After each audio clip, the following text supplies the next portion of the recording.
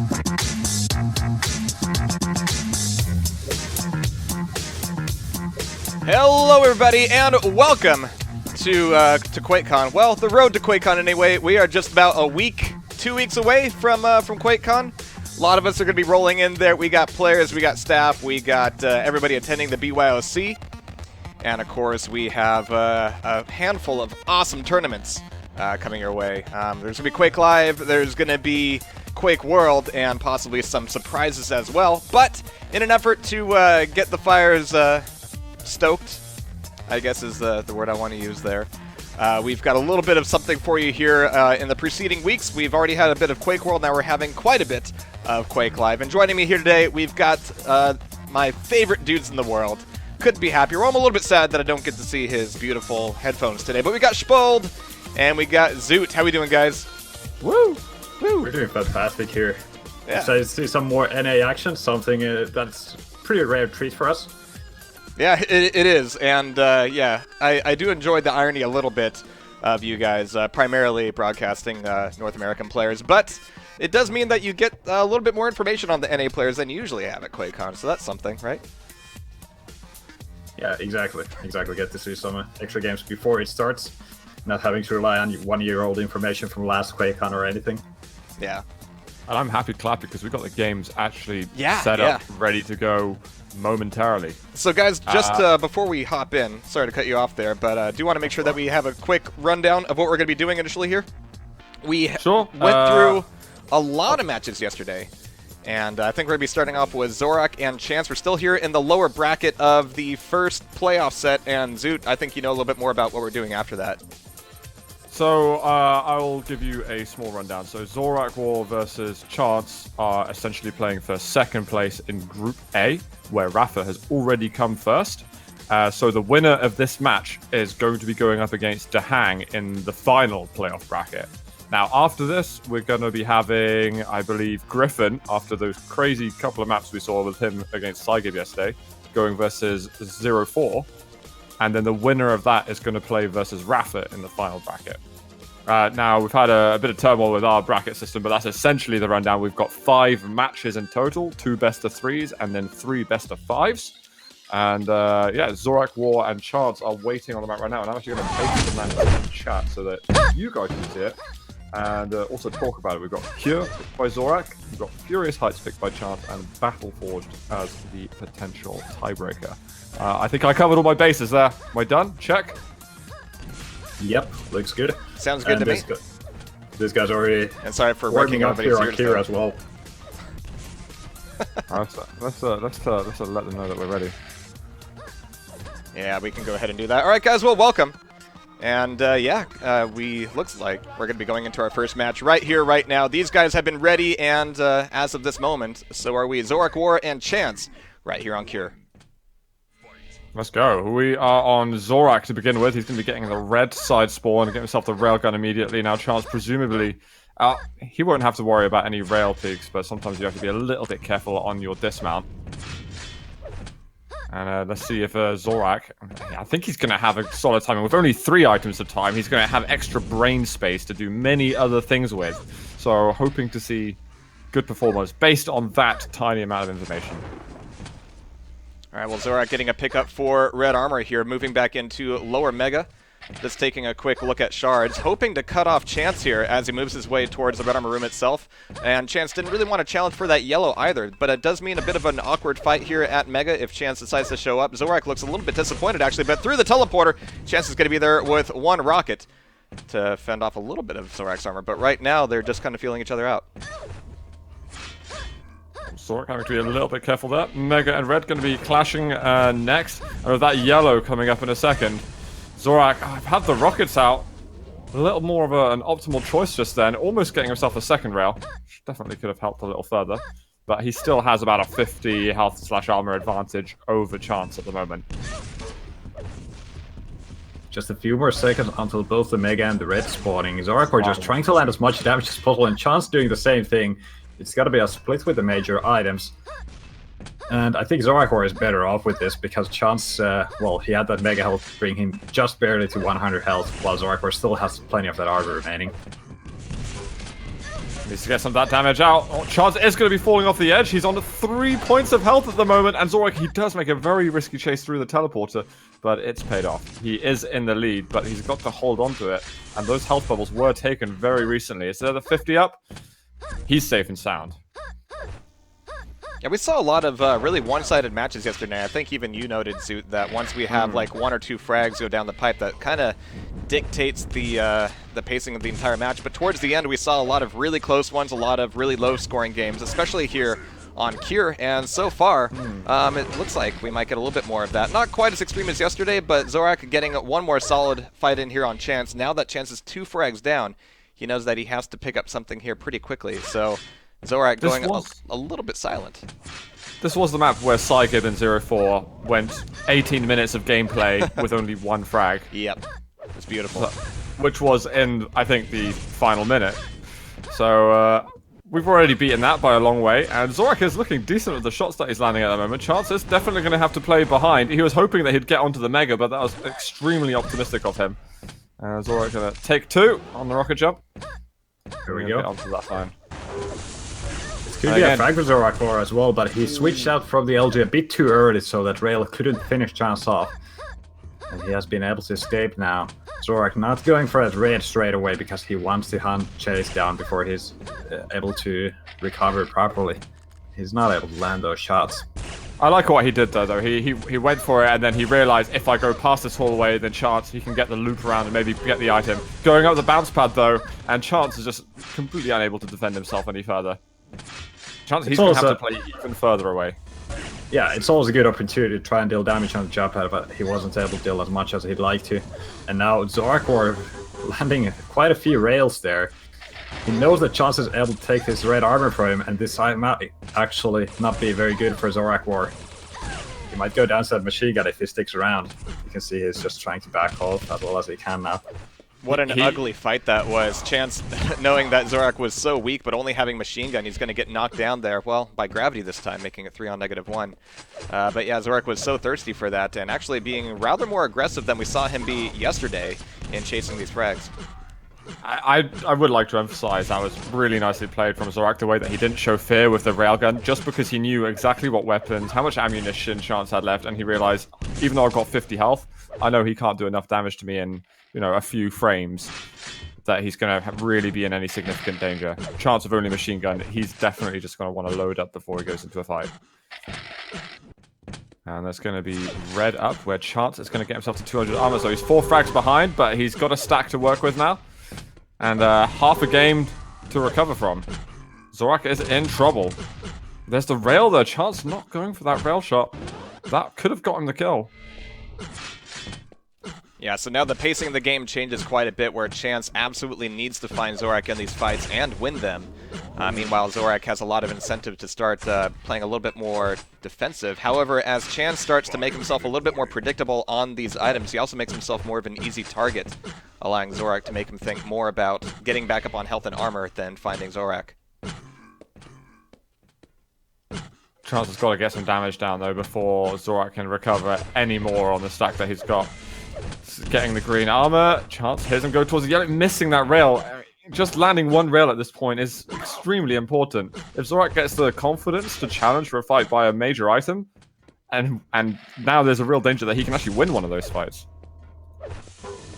Yeah, you can see how well Zorak is playing the evasive game here. He's a very slippery guy. Chance is having a very hard time trying to land any damage on him, and Zorak's got almost a 200 armor stack. And if he starts out with the rail damage, he can equalize the stacks real fast. And now he can have a proper fight on this next red. Chance is in a little bit of trouble here. He's able to escape without taking any extra damage, so that's something going on for him. Yeah, those were some absolutely brutal rails that meant that Chance had to go back for the red armor, which took him out of the fight and meant that he had to chase down that red armor kind of out of position as well. But that was a beautiful rail as Zorak was dropping towards Mega. He's going to be able to recover on that, but it gives Chance a little bit of breathing room as we go into our final half. Oh my god. I think almost that rail, if that rail landed, then he would have been absolutely crippled. He gets the red armor, though, which gives him some recovery. Problem is, though, Chance should never be in this situation to begin with. And this was actually partly down to the fact that he didn't hit that one rail that allowed ZorakWar to stack up to almost 100-100. Alright, this time Chance making sure he can get this mega health pretty clean. He knows ZorakWar was on the opposite side of the map. And now he should still have time to deal some damage on that red if ZorakWar tries to go for it. Instead, it's actually going to be Chance getting a clean pickup on that as well. Now we can see him try to go a bit more aggressive. He's trying to hunt ZorakWar down, get some damage, and maybe get a frag, because he's going to need some frags badly. He's 4 frags behind with 3 minutes to go. That is not the kind of situation you want to be in. Oh, come on, you've got to take him down now. How is this taking so long? He doesn't want to go around the corner either. This has happened twice now, where Chance is able to stack up, go on the hunt, and then utterly get demolished in a fight where he has to recover. Not to the point where he gets fragged, but where he needs to spend about a minute getting back in control of the map. I mean, it's becoming more of an emergency now, and there's a decent rocket to rail combo. Chance has lost all of the stack that he had. He's out of control now. The red's going to be up, and he's flicking his mouse around, just freaking out. Yeah, he's just frustrated right now because he's not able to do what he wants to. ZorakWar is just playing the defensive play far too well for him. This is the behavior that's being expressed by someone who's realized he's made a big mistake. And that he's lost a huge opportunity in this map. He's played so many parts of it right, but it's that final crunch which he hitting the guy. Yeah. Yeah, exactly. I mean, he does a good job at hitting him when he doesn't entirely need to, but when it becomes an absolute imperative that he lands the damage, he's just not dealing it. There we go. There's a rail. He does still have time, and with 2 rails landed, he is putting the pressure on. It's just his aim's getting knocked off a little bit just by these tiny splash rockets. And Zorak getting out of here. There is going to be red up now. Hopefully Chance doesn't... Yeah, Chance, his timing is absolutely on point right now. This is good. If he can take damage as long as he's getting an exact exchange. There's a Mega as well. And now we've got 1 minute and 10 seconds. It's got to be now. I mean, it had to be before, but it has definitely got to be now. Why the rail? Why did you pick the rail there? He gets the frag in the end, though, and he actually has a stack that he can work with. Yeah, this is pretty big. If he can find Zorak on the spawns, which, granted, is not super easy on Cure, but if he can probably get these 3 frags up very quickly. So, I don't want to put words in your mouth, Zoot, but I think there might still be time. Oh, there definitely is, but I like the fact that he gave up chasing that yellow armor when he realized that he missed his jump and just went and chased Zorak. Problem is he stopped doing that, and he's going back to items. You got 3 frags to get in 30 seconds. Chase the bloody Cyber Demon. Yeah, Chance is having a very hard time finding those. You can see how well ZorakWar is just moving around the map. I mean, he's not giving Chance any extra angles here. Oh my god. I mean, there's no time anymore. That's a good game. That's some good running there from Zorak. Click, click. Yeah, so there's the one, but yeah, with 7 seconds left, yeah, that's it.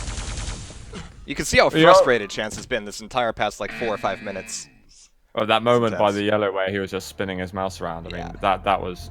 He'd missed so many chances where he just had to do a bit of damage. It's okay if Zorak's running away, just as long as Chance keeps poking him and keeping him on, like, sub 150 collective health and armor. And just, yeah. It wasn't going on. But the positive is that this was Zorak's map.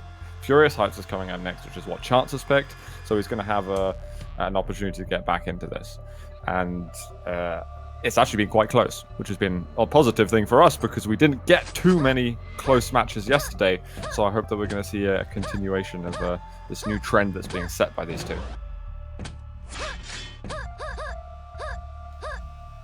Alright, so here's Chance coming back into it, hopefully having taken a breath or 2.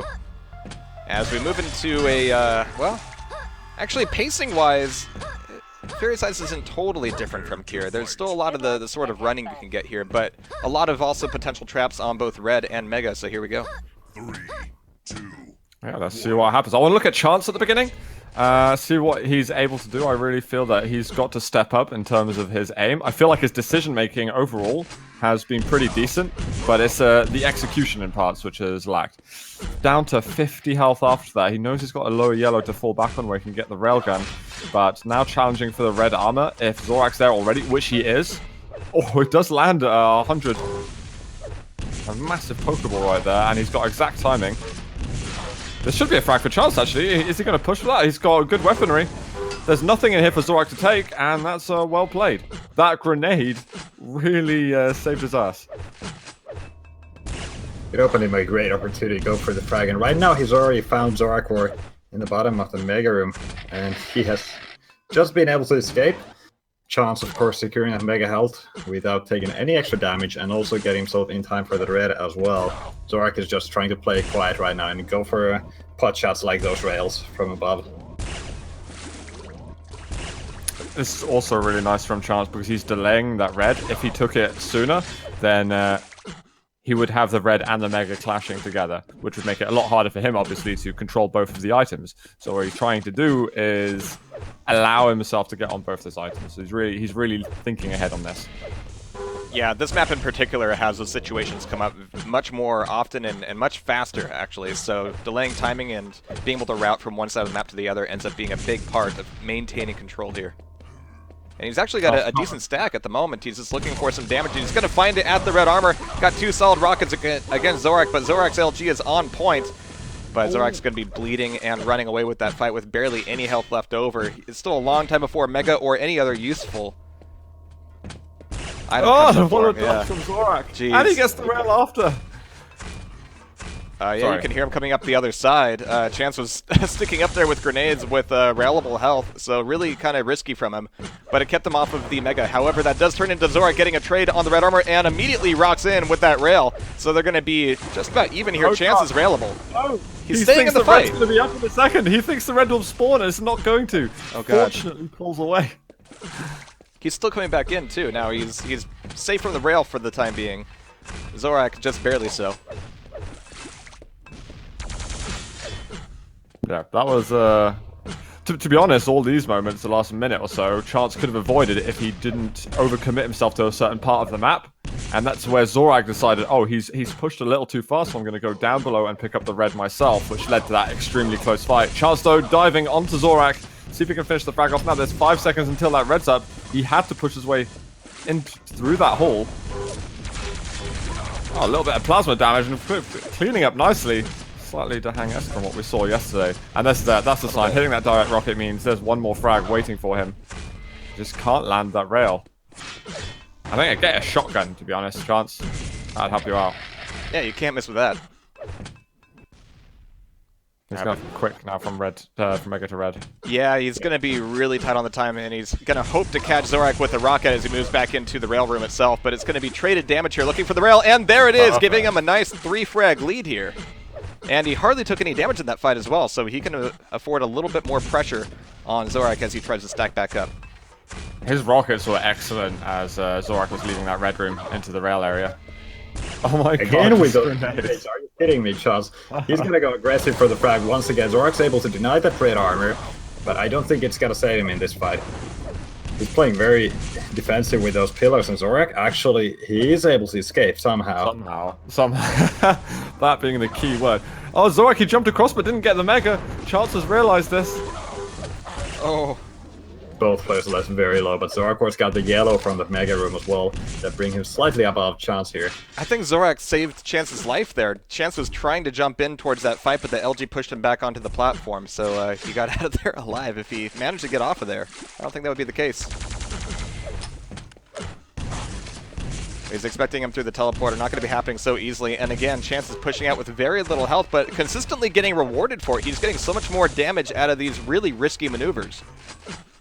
And he's keeping Zorak on his back leg here. So Red's going to be up. He's being really noisy on it. But it looks like Zorak is not going to be challenging. He's going to be going for the Mega Trade instead. Yeah, all he wanted there was to pick up a major item where Chance wasn't going to bother him. And he's walked into so many direct rockets and grenades in this map. He's taken enormous amounts of damage unnecessarily. Chance is 500 damage ahead of Zorak for the time being. Now he's just pushing in. He wants to get himself the kill. Zorak cratering down to 15 health. And that LG will be the end of it.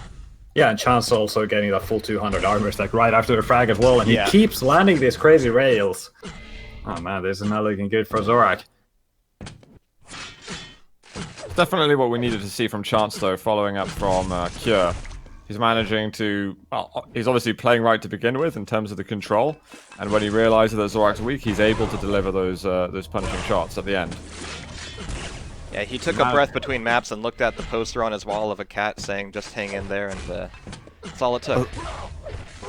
That the inspiration that he needed. Yep. Oh, you know he has one. If any Quake player does, it's Chance. Alright, but so far the damage is pretty good. He's lost quite a bit of armor here, so he's expecting a fight from Zorak here, but that rocket is going to shut down a lot of those plans. However, Zorak just keeps pushing on in, says, if you can do it, I can too. And that gets him on the board. 5-1 now, and it looks like it's going to be a rough fight over Mega, but that LG, one more cell of it, did it. And that's going to give him the Mega as well. So a major shift in terms of item control. Zorak has plenty of time to come back in here and grab a comfortable red. I don't think Chance can really show up here but Zorak knows that he's been aggressive enough that he can't really bank on that. Yep, there's the one rail, and really that's all Chance needed to get something out of that fight. No, that was decent. Just manage Zorak's stack a little bit so he doesn't have too much confidence. And Zorak's guessed it. He's realized exactly what Chance is. So now he's got to deliver. Damage is good, and that's going to be one more. He is 2 frags away from having completed that comeback. Mega is currently up. And he's decided to go for the red himself. And I think he's just assumed that Chance has already picked up the Mega, so he's not going to worry about it at all. Does he know? I guess he does. He's kind of roaming the map right now as if he's assuming that Chance is going to try to go into hiding to hold on to 2 frags, and I'm not sure that's a fair assessment right now. So Zorak has got himself a little bit out of position now as he was trying to chase Chance. I mean, he's coming into red. Well, he's going to be able to get that grab, but Chance is going to be there at the yellow armor, dishing out some nice defensive rockets so far, but one rail from Zorak is going to change all of that as they both need to run away now. However, fortunately for Zorak, the 50 health is up, as is Mega. Yeah, very good recovery from ZorakWar. It's almost like he has these things planned out or something whenever he thinks of his item rotation, which is most likely the case. He didn't turn up to the previous Mega, but he was counting in his head. He's like, Chance is going to take it now, and then I'll take it afterwards. And well, with a bit of extra damage, he's going to make it 1 frag to go. Even that denial on the red armor, very decisive indeed. And as he's looking for this last frag, well, he's got plenty of stack for it.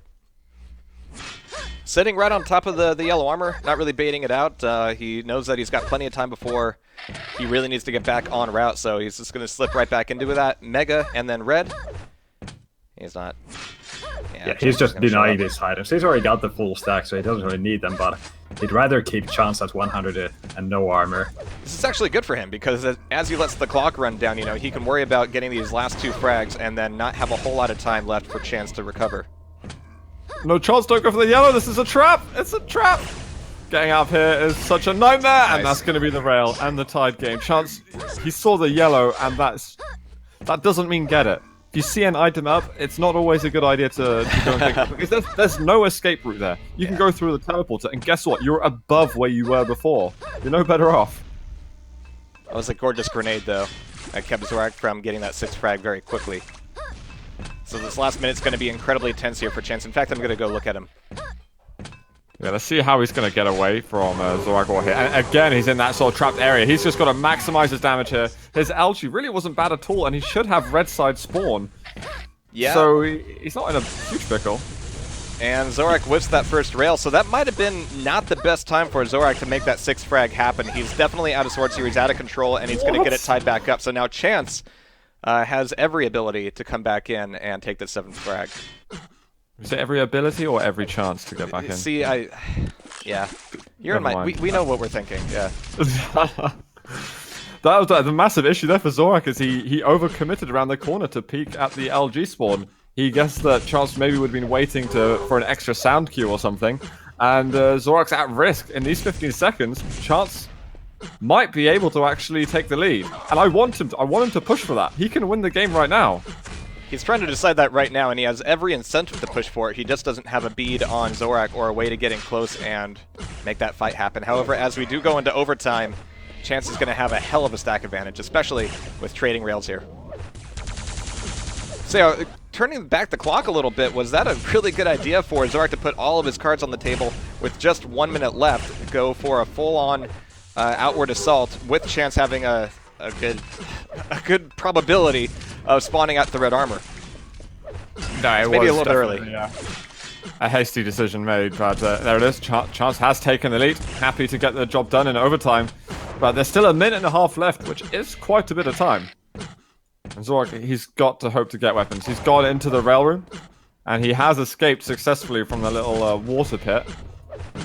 But he doesn't actually know where Chance is. He just spammed down towards the red, and that was the moment where Chance was taking up the Mega health. And he's on the wrong side of the map for this red pickup now. Does Zorak have Mega mistimed? I don't know why Chance is sticking around here. He doesn't really need to. He might do. He's not quite sure what's going on. But the thing is, he's got a minute. The Mega can spawn again, and he can take it if he really wants to. And he still has time to make that comeback. But by the time it's spawned again, Chance will have taken a bunch of other items and will probably come into the room in the next couple of seconds. He was just on the fringe there. And there it is. There comes the damage. Chance needs to be really careful with his movement right now. But man, these rockets are shutting down Zorak. Even if he does end up getting this Mega, it's not going to help him out all that much. And there's the denial rail. Beautiful shot just as he's leaving it to go get the red armor. Now 2 frags in the lead with RA, and Zorak spawned where he has to push through Chance to get to the Mega, and he's not going to make it there. That is essentially GG. It's not, it just is. Just straight up. Couldn't have timed that Chance, better though. myself. That was, thank you. That was cooperation between the players and I. Brilliant game between these two. Maybe could have seen Chance feeling a little bit more confident before overtime to shut it down, but he picked a safe option in the end and secured the win to take us to a tiebreaker. Zorak, though, definitely had the chance for the 2-0. He picked the wrong hallway to go down to try and keep us standing or to keep Chance at bay, but Chance was already rushing towards him. But we're getting some nice maps at the moment. I like what we're seeing at the beginning of day 2 of this Road to QuakeCon. And I think Battle Forged should be the next map. Hopefully Zorak hasn't run away.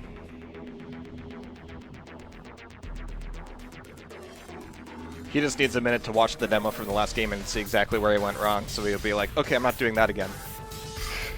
Yeah, he gotta know when Chance is investing those frags to actually get back into the game. It was a very risky move by Chance, of course, giving the lead when there's 1 minute left. But he was able to make it work. And here we go, Battle Forge as a tiebreaker map in the best of 3. And you know that this is an extremely tense game because whoever wins this gets into top 4. And top 4 is the money. There's $250, which is pretty significant for an online cup, just for 3rd to 4th place. So picking up this map win is yeah, something both these players are going to have their sights set on. Unfortunately, we're playing on Battle Forge. Much more European map. It's a great map. See? We've been getting used to it in Europe. Yeah. And learning to love it. Good rail work here from Zorak. Yeah, and he's also made sure that Chance doesn't have a railgun yet. So he knows he's got that advantage, but the rockets are just more than enough for Chance to get the frag. Well, air rocket finish as well. Fantastic.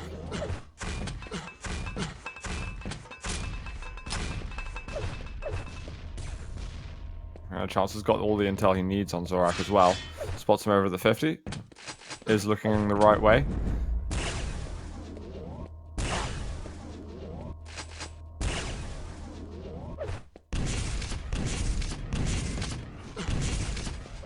Zorak trying to get some damage down. Not able to successfully land a red. Gets one right at the end. That will help him out. And Chance, can he get over to that red quick enough? Well, there's Zorak right in his way. Zorak, he can try and get... Oh no! Messed up that jump. That's actually weakened him a lot. And Zorak, he just spotted Chance over at the red and is like, right, I can keep my timings in check. Know what's going on with that. Plenty of time left in the game. And as long as he doesn't lose those item timings, then he's going to feel like he has a chance at some point when items do potentially clash. Or eventually clash. So there you go. He's seen every single item being taken in the last rotation. And now he knows that red's up next. I just wanted to quickly check what's happening over there. He sees the item. And Chance is in front of him. Yeah, smart play from Chance actually going for Zorak. He knew he was going to be waiting with the railgun there. So not taking the extra shot there. I wonder if... Yeah, Zorak doesn't even need to look at the red. I think he may have heard it getting taken anyway. Going up the bounce pad, a little bit risky.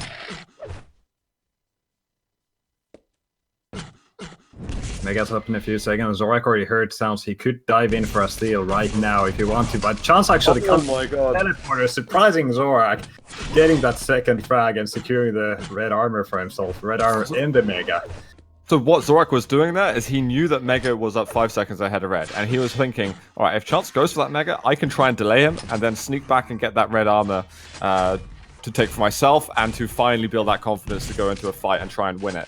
But Chance, I think he counter-read that, and is like, I'm going to make sure that no one's going to try and slow me down, so that I can take both those big items.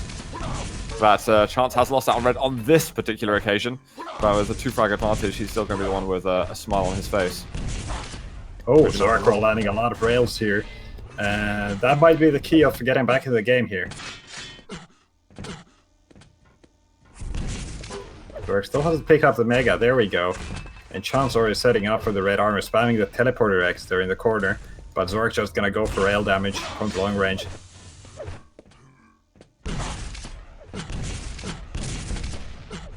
I think Chance is going to have to... Oh my god, that jump. Those little double jumps. Gotta take it a bit easier, the movement, but Zorak very quick. Some good read from him.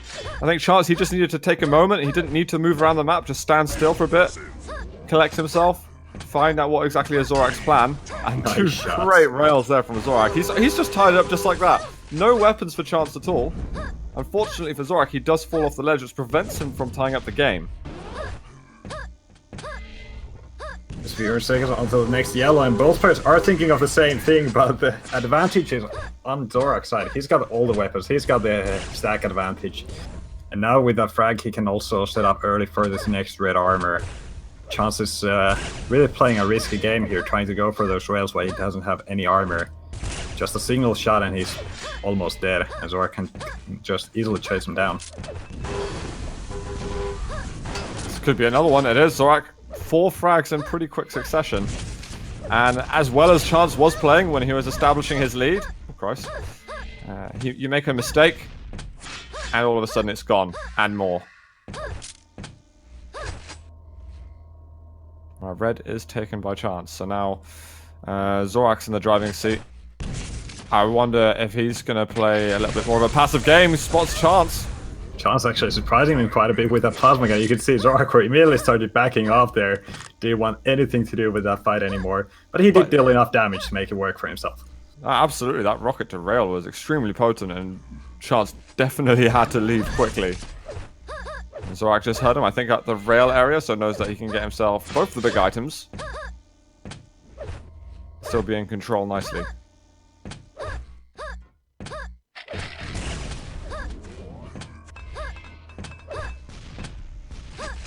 ZorakWar expecting Chance to pop in on this yellow area after he took the teleporter from the Mega.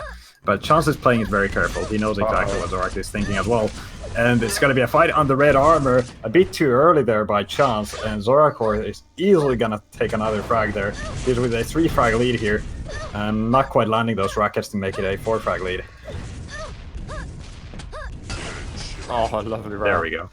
Nice Chance one. not able to survive at all. He's going to have to play extremely well now to get back into this game. Zorak's feeling himself and feels that he can secure this one. 22 health left for Zorak. Red armor is taken by Chance. He does get rail, which puts him, that must be like 1 or 2, yeah, 2 points of health. Yeah, not too bad by Zorak. It was a very messy situation, but he's been able to counter it as well as he can. And now getting this mega health as well, putting himself quite far ahead when it comes to health and armor. Oh no, he's run into it. The shotgun's got to be perfect, and it is! He gets the kill that he needed. And there's 1 second remaining. Zorak is rushing him down, but there's only 6 health left on Chance. Someone find this man a health bubble. Even these little 5 HP bubbles are pretty valuable to him at the moment. Get away from that rail angle. Why did you give him the rail angle? He was expecting Zorak to come around from the jump pad, but nope, that is not gonna happen. He was just gonna sit there and wait. And it works. I feel absolutely gutted for Chance. Well, he had to be careful. He was just railable, and he really had to take either a bit more time or just be faster to get away. I wonder if that's killed all the momentum. There was 1 solid rocket though. There's Chance. Is he going to try and make a play for this yellow? Well, he's in no man's land at the moment. Zorak is going to be pushing on him. Chance has got amazing LG there. Absolutely ruined him. Red's up, which is taken by Zorak. Fortunately for Chance, there are a few weapons available. He's not going to go for it. He doesn't want to put himself down in the mega room because, with those rockets, maybe that's enough to scare him. Somehow, how did he pull that off? He just came in after taking quite a bit of damage and landed every single rocket. Oh man, ZorakWar is great. 2 minutes to go for Chance to go back into this, and he's on 22 health points.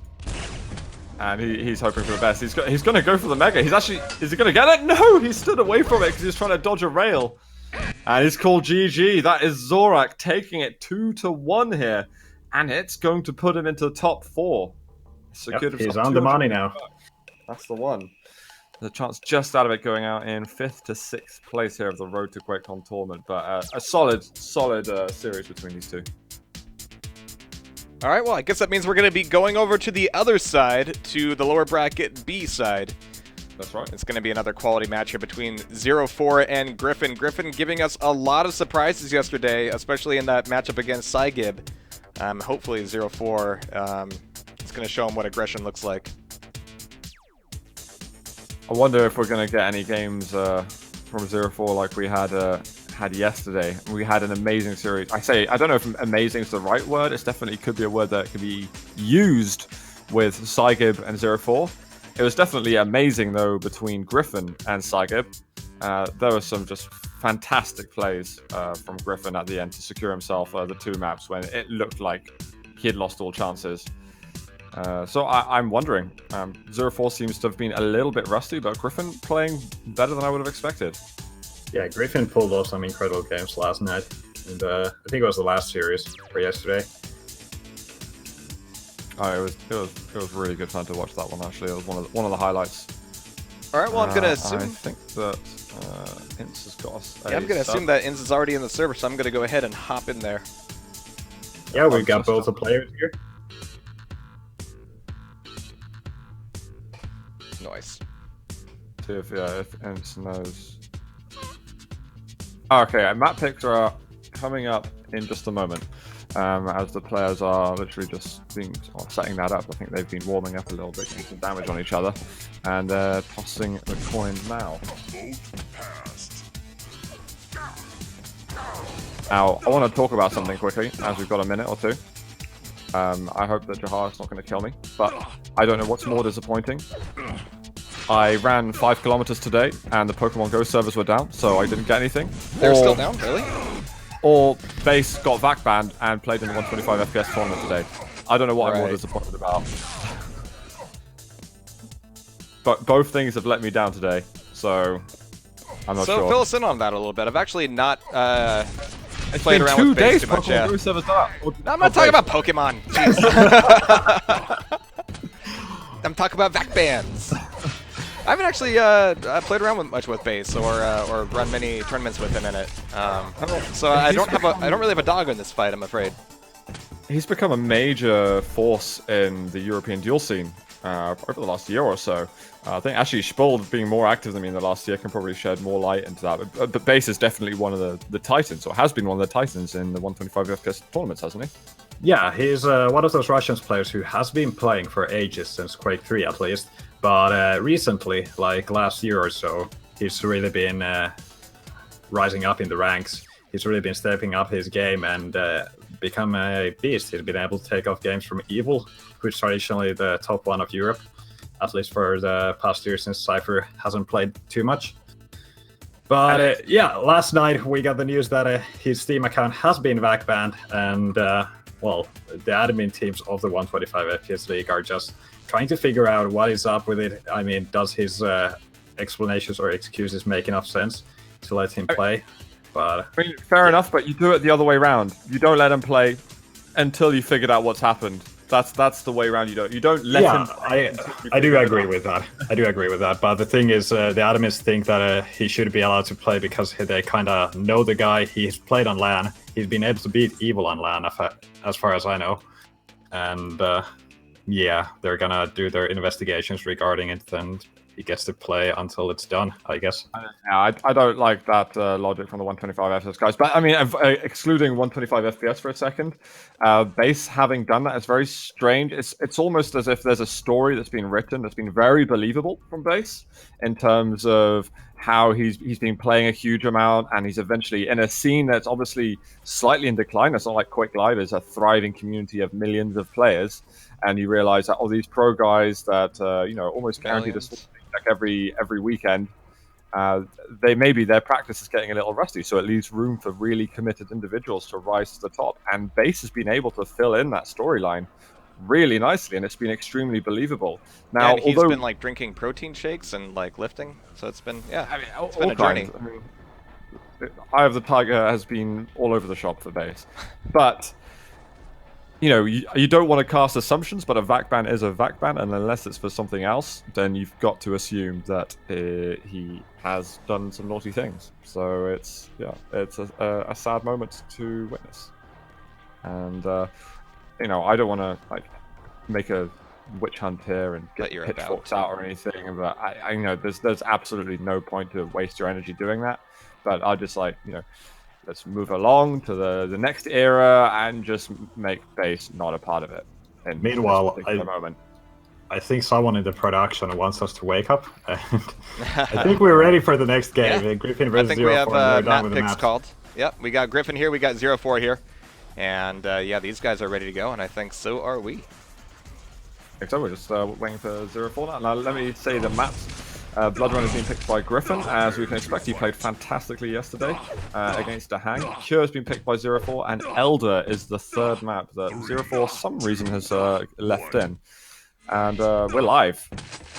All right, so we got Griffin here spawning at LG, pushing him forward immediately before taking over the Mega, keeping the timing a little bit split right now and doing some free damage against 0-4, keeping him off his back for a little bit of time here as he gets his second weapon pickup on that rail. It's going to keep him kind of scrambling down below here without a whole lot else to get other than that Mega. He doesn't really have a better place to be right now, so he's going to be listening for where 0-4 is going to be going, seeing what side he cuts to. But 0-4 is going to be kind of haunting both sides of the map right now, making that a difficult choice for Griffin before Red Armor comes up, leaving him in a state where, well, he can maybe do some damage here, but he needs to make these rails hit to really make these choices worthwhile. There's also one factor here. Griffin has been guarding that railgun pickup. He knows 0-4 doesn't have the weapon, and we all know how important railgun is on Blood Run. And as long as he can keep that weapon advantage, he's got a major advantage. Yeah, and weapon control in QuakeLive is difficult to do for anything after the first minute. And even Griffin has had to give it up right now. But that's given him a nice 200-200 stack, just about 0-4. It's not too far behind him here, but it's going to come up to who can sneak on top of who here. And it looks like coming into upper YA, Griffin's being pretty silent. 0-4, same sort of thing. With the Red Armor coming up, he's ready for that attack. But Griffin's just not going to give that so easily to him. All this there, 0-4 right into it. All this control over the rail, though, Griffin needs to start hitting with it, though. But he's scared 0-4 off of the Mega, at least, so now he can get both Mega and Red. The Red is still going to be up there. He's done all sorts of terrible things to the timing here, making this a really difficult game for 0-4, even though the damage so far hasn't been exactly flying. The control and shifting of moving around the map certainly has.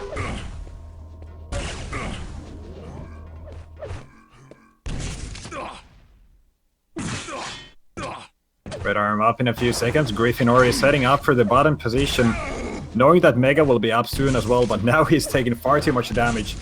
And it is quite nerve-wracking waiting for the Mega to spawn while you got pretty much no health or armor at all. Yeah, Griffin just had a lot of that initial work just sent down the drain here, so he needs to be careful not getting caught on the stairs or at rocket launcher, but that fake out worked well enough to get the slip off of 0-4.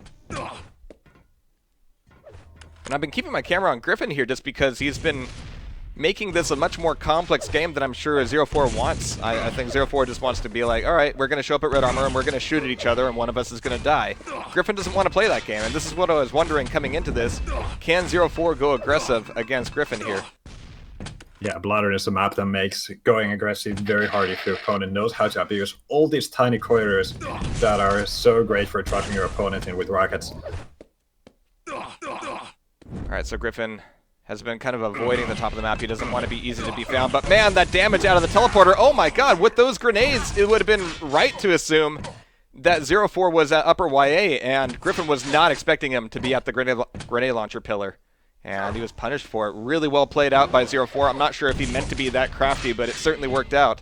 That'll give him the first frag and a nice stack to boot.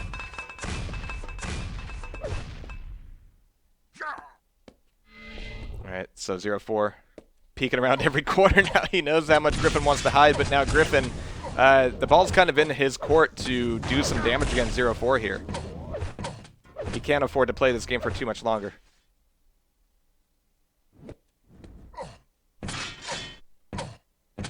He's actually making a play on the Mega. 0-4 is going to be able to find him on the LG pickup. Takes a lot of damage from those rockets. but of course Mega puts him back to 200 health just nicely. And oh man, ZorakWar landing that rail is such an important thing here. Make sure he can get a very clean pickup on that red armor. And Griffin can't really show himself much at all. But he kind of has to. He needs to grab something and do damage against 0-4. Both of them have been making this a really weird game in terms of item control and pathing. And so as 0-4 drops down, he's going to get one rail off of Griffin, who can potentially RJ up for the red armor coming up in a second, but 0-4 is going to be on top of that as Mega comes up. Now, red armor comes up a second before Mega. I'm not sure if 0-4 was aware of that, or if Griffin was either. So they kind of both miss an opportunity for damage. Coming back into it, though, 0-4 can catch Griffin down here by the rail, and the LG is going to be real, throwing out, well, prepping these rails at least, and not quite getting it, but now he needs to back off, get that YA, and maybe even get both grabs. No, Griffin's going to get in front of him there, get the grab, and leave things a little bit neutral coming in for the next fight on red.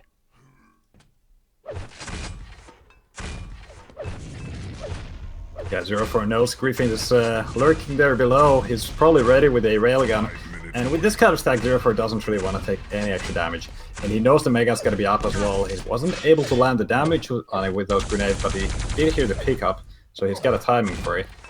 And he didn't take any extra damage on the red either, apart from his own rocket jump.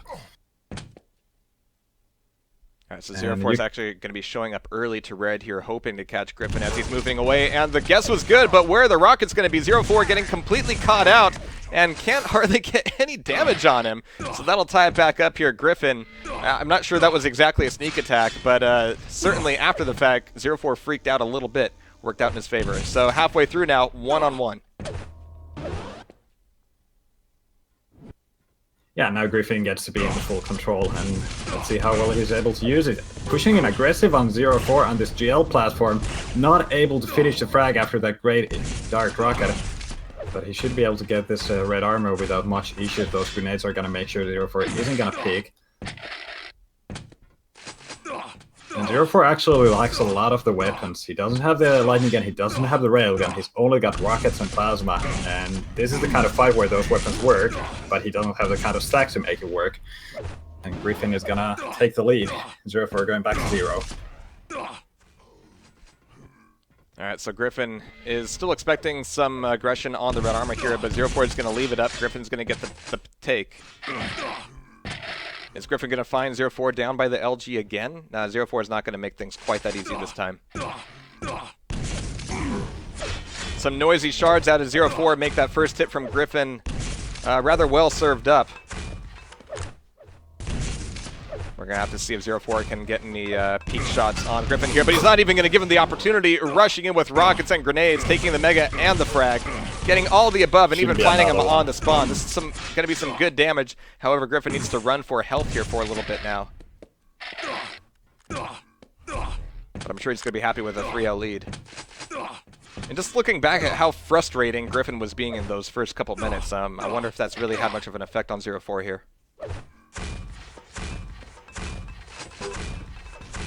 He really needs to make some sort of plays happen here soon, because there's not that much time remaining. There's 2.5 minutes remaining, and Blood Run is probably the slowest map in the pool. And, oh man, running the grenades is not a good start. Not landing enough damage on that Mega health either. But he needs to turn around the control, and he needs to get some frags.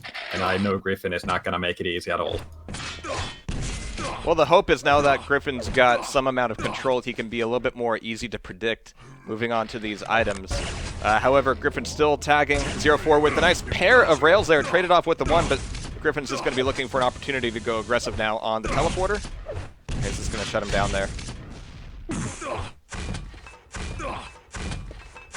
Making this Mega completely safe. Oh, nice. Yeah, 0-4. Yep.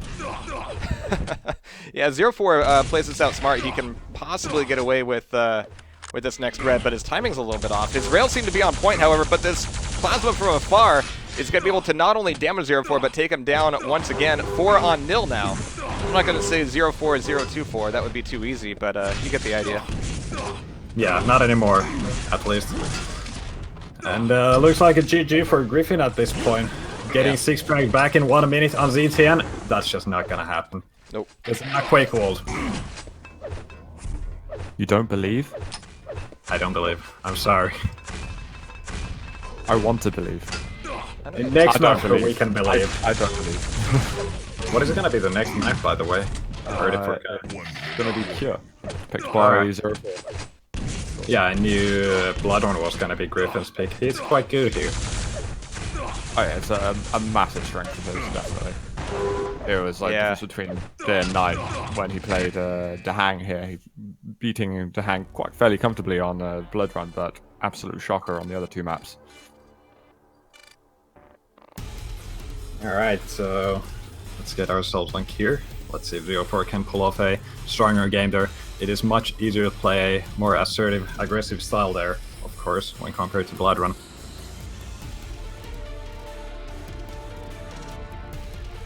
ZorakWar says, "Damn, you've been playing. That's not fair." And Griffin says, "Only a few weeks." And clearly, those few weeks he's been just playing Blood Run. What else? Is Griffin Russian by any chance? He's the Canadian. I've definitely got to. This is Canada versus America right now. Gotta clarify that one. I would definitely favorite 0-4 on this one. I was looking at the beginning of that match though, where 0-4 looked like he was having a bit of a control advantage and having troubles finishing off some fights and taking an early lead. So hopefully he won't have those difficulties here. And we can see the Elder played, and maybe 0-4 won't want to slam his head against a brick wall after 5 minutes, like he did versus Saigib. Wait, 0-4 didn't toss Elder? No. I think if I were 0-4, I would toss Elder, like, any given opportunity. But going up against Griffin, it's, you know, a different beast to control. This isn't Saigib. I wonder... Oh no, that's not based on Griffin at down. all. This is based on 0-4. Yeah? Yeah. I think... I don't think he likes it. Well, he's played it at least a few times. I wanted to redeem yesterday. himself, though. I'm so desperate for him to redeem it. It is, there's again in chat, it is going to be Zorak versus DaHanG in... I don't know if that's going to be the first semi-finals plays. I'm still not sure if they'll play first or if the winner of this versus Rapha will play first. I imagine we'll get DaHanG versus Zorak first just because they've had a bit of a break and allows whoever wins this match to settle down for a little bit before the semi-finals. So maybe a little hint, Bruno! Get a bit of Zorak DaHanG after this this match is set up. Yeah, I'm sure he's listening. Placed this on the server. That's for sure. Alright, so we're still waiting for 0-4 to get prepared here. Not sure why he's reconnecting. Maybe he's not happy with his ping or something. Or some. After every map, he seems to be reconnecting constantly. Yeah, I don't know. Maybe that's just his way of. Variant of his monitor. It's trying to get 144 Hz to work, and it's not consistently working for him. I cannot time on 60 hertz. You guys favoriting 0-4 for the series overall, even though he's a map behind at the moment? Is Griffin? The question really is Griffin that one-sided on Blood Run compared to other maps? I think that is exactly the case here. I think 0-4 stands a much better chance here. I think he's going to be able to take this here. But we don't have to wonder about it because the game is starting. Map 2 in the series. And we're apparently on Griffin's point of view getting the red armor first and going for the railgun. He still has he had a tiny chance of going for a shot at the mega health, but it's a bit too late for it. But at least he's able to grab those weapons.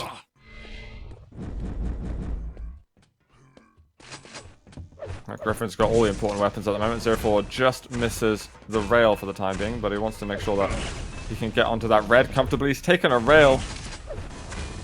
Just spam a bit of that LG out, ensure that those grenades aren't going to be hitting him in the back of the head. I think he feels now comfortable to make it. And Griffin is really early on there, and I think 0-4 went through a teleport and maybe a little bit prematurely, but he's still getting some decent damage out. Gotta be careful now that LG is out for Griffin, and he gets the slam dunk rocket. That was a clutch rocket right there.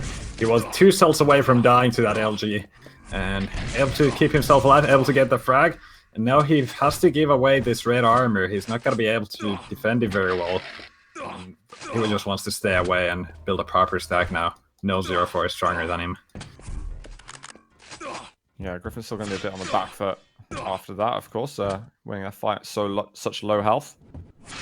But we need 0-4 now that he's got the Mega. And I'm watching 0-4 for the time being. He has to make the chase count. He has to get some damage in and not let Griffin just slowly ramp up to 100, 200. There it is. Good touch there. That's perfect. This is probably gonna go down in a second here. 0-4 dropping down. He's gonna chase to a teleport. Always a risky move. You're gonna lose a lot of health.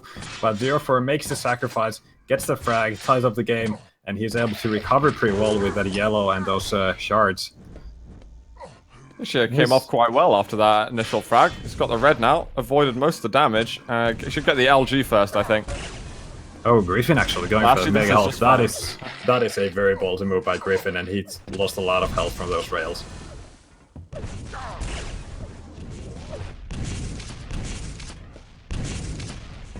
Does 0-4 want to gamble and get the yellow? I mean, there was no rail for him to go up against then.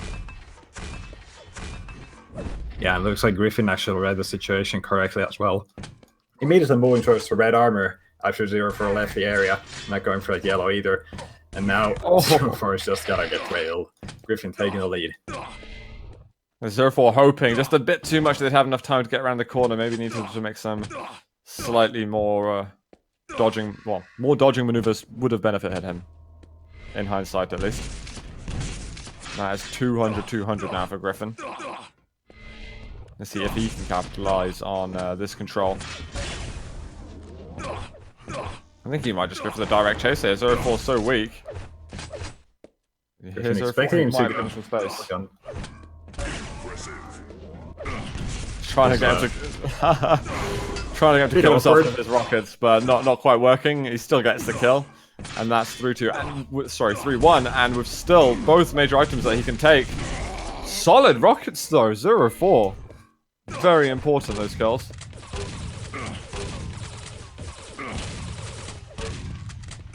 Quite a bit of chip damage with a shotgun there. Not too bad by Griffin. Just wants to make sure 0-4 doesn't have enough health and armor to show up on the raid. To make sure he can get a clean pick up here, get himself a 100. But 0-4 has been able to recover a little bit and probably just gathering weapons as well. Slightly confused why 0-4 didn't try and at least look at the red armor and maybe try to spam a rocket. It was. I guess he just knew Griffin has a railgun, and that is far too risky at that point. Yeah. Maybe he's confident with his approximations, with the timing. Who knows? A lot of reasons. I'll see. Well, it's the next red spawning now, and he's nowhere near it. He hasn't needed it that much. He's got 150 armor, but he's going to be going up an extremely stacked Griffin. Realizing though that there's plenty of time left in the map, and now that he's finally negotiated that rail for himself, he can maybe make a bit more of an impact at the long range. It's gonna be up, and well, Griffin just waiting for his mega health here. He might be caught here in a bad position. Griffin actually not dealing... sorry, 0-4 not dealing that much damage on Griffin. So ends up being a fairly good pickup on that mega. They're very equally stacked at this point. 0-4 doesn't really need the red that much, so he should try and stand back a little bit. Be the one to do damage onto Griffin. Try and force a mistake out of Griffin at the moment. In the end, he's just going to go for the red himself, and now he's given himself the hard task of getting out unscathed, which, well, didn't really happen there. Mega's up. Griffin going to go for it. 0-4 is gonna go for it, and he's gonna get punished for it as well, but 0-4 landed some good rails. Griffin is left low. He needs to escape now, and he needs to not make any mistakes with his movement here. And 0-4 is gonna be able to land that rail. Nice shot. That was important. He was just sitting in the middle of the bounce pad, no control of his movement there, and he hits the important rail to tie the game. And he's actually going to be able to continue the control on top of that, so it's all worked out pretty nicely for 0-4. Sometimes there are happy endings. Yeah, he could be taking the lead. Round. Okay. Holy crap. Nice shot there, just on the last second. And Griffin's gonna have a hard time getting back in the game now. 0-4 is left with a pretty much full stack. After the previous frag, Griffin hasn't been able to put any damage on him in a while. As if 0-4 tries to focus a bit more on maintaining the item control. I wonder if he wants to be aggressive, because obviously if Griffin's in a kind of position where he can do a lot of damage, then take advantage, but do not risk losing out on the items. And Griffin has caught him looking down on the floor. Ouch. And that's going to be an easy frag. Red and Mega both up. This is a good play by 0-4. He's just heard Griffin over down on the hallway to his right, and knows that both major items are all his, and well, he's just going to eat a rocket for no reason.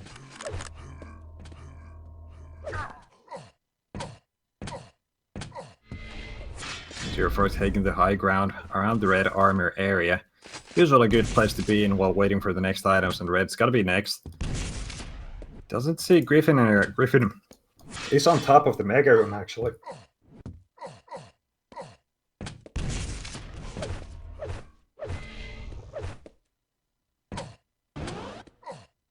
I'm going to look over at Griffin's point of view a bit, because it's really him that needs to make the action happen. I feel like 0-4, he's doing a lot of item rotations at the moment. He's trying not to put himself too much at risk. It's really up to Griffin to make a play soon, and to somehow get one of these items, these big items on his side. He can get himself 100, 200 just from the yellows and other armors around the map. There are so many resources available. But it's all going to have to, well, definitely result in him getting some of the big items. It just makes it away, and he would have been absolutely crippled if that last rail hit. He just heard that mega getting taken.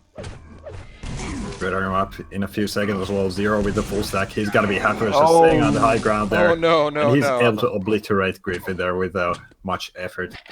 That was a nasty the red. lag there from the Griffin. I think Griffin is lagging out following that frag. Yeah. Oh, apparently. Yeah, he's still not moving. Yeah. So ins, instead of like memeing in the chat, he should pause the game. Can he do that? Oh wait, we're in public servers, aren't we? I'm already assuming we're on LAN. We can't do things. 0-4 is like, where is he? He's not spawning. He's still trying so hard. It's like, I'll protect no. us. Right, I'm going to go for the red. No. And now the mega house going to come up in a second. And let's see. He's going to assume that. Oh, right. Oh, I gotta okay. say, I had a heart attack for just a second when I saw that that disconnect symbol come up. I was like, no, not again. Yeah, 0-4 didn't realize at all. He had absolutely no idea. Sometimes you see someone lagging and it's like, he's lagging, and I'm just going to take advantage of it and continue getting a lead. But I think that was an honest... Yeah, he was like desperately looking for him. Alright, so that means, unless there's any dispute over the results of that match, I don't know. Yeah. I mean, it'll be a tiebreaker. 2 minutes remaining. And 0-4 says, no way. 200, 1.5 minutes left. Game over. This is where we need admin decisions. In the European leagues, usually in this kind of situation, we always have a restart of the game with like less time and remember the frag offset and work with that. Usually it works just fine. We do have the best admin in the world, so running this tournament, so we don't need to worry about decisions being made. I've never had such confidence in anything being done correctly before, but my homeboy Ince has got this. He's very level-headed because nobody's able to get short with him. But oh, that was worth it. Short guys. In case no one realized. All right. Well, hopefully we get Griffin reconnected here in just a second. I don't know if there's going to be any dispute over the results of that match. 0-4, he's going to strong arm it a little bit, but again, 0-4 was in a very good lead. It would have taken a miracle for Griffin to come back. However, we're in the business of seeing miracles here today, so I don't know what's going to happen. Any predictions there? Yeah, go ahead, Zeus. Sorry, I was thinking about the game. I feel like I was thinking about the decision that Ince is going to make in terms of 2 minutes left. And I think he's going to maybe start the game. He said there was just under 2 minutes, so maybe start the game, let 0-4 take all the items, but during that time, maybe Griffin will have a chance to get some weapons. So I feel like if that's going to happen and Griffin has got some weapons early on, then maybe something can be done. But otherwise, yeah, this is likely going to be. I mean, I think it's 95% chance going to a tiebreaker map before any overtime happens. No, I think a tiebreaker would be worthwhile in any case anyway. We've seen such different styles coming out of them, and if it is going to be Elder for the tiebreaker, yeah, I'm always happy to see more Elder, and especially between these two guys. I want to see if my predictions about 0-4 just being kind of crap on Elder are going to pan out. I want to see 0-4 win a match on Elder. I want him to come to the Elder side of things. We'll see. Yeah, maybe he can win with more than one frag as well. Maybe. All right, we'll see if Griffin reconnects here pretty soon, and he ought to. I was just looking at chat for a moment, and I think some topics been brought up, and I think Sinclair is saying that he's not going to look into exactly what the case is for base. Sorry to bring the subject back to that. Consider that his account is banned. He considers him VAC banned. That's that. I mean, what more are we meant to say from this? I don't really know. I feel like some people are still looking for some clarity, but it looks like base is going to be defending his honor himself, essentially. And I feel like we've got to talk about it because it's news in the scene. I don't know how I can put a positive ring to it, but yeah, that's the news, chaps. Well, there's accusations literally every week on ESR at least. Of course. Yeah. I mean, it's CSR after all. Yeah. Place where you go to lose your soul. Oh, okay, fine. Happened a long You go time there ago. to see the nice GIFs posted. That's the perks. Yeah, I can't wait to see what they do with your face this year, Zoot.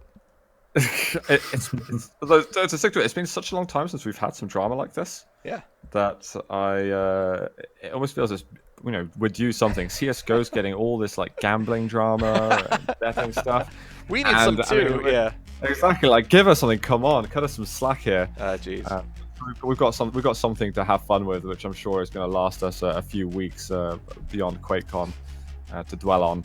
But yeah, I mean, to be honest, we've got it pretty easy compared to some of the things going on with CS and gambling. But maybe some people would rather have those issues, given the amount of money that is being thrown around in that scene.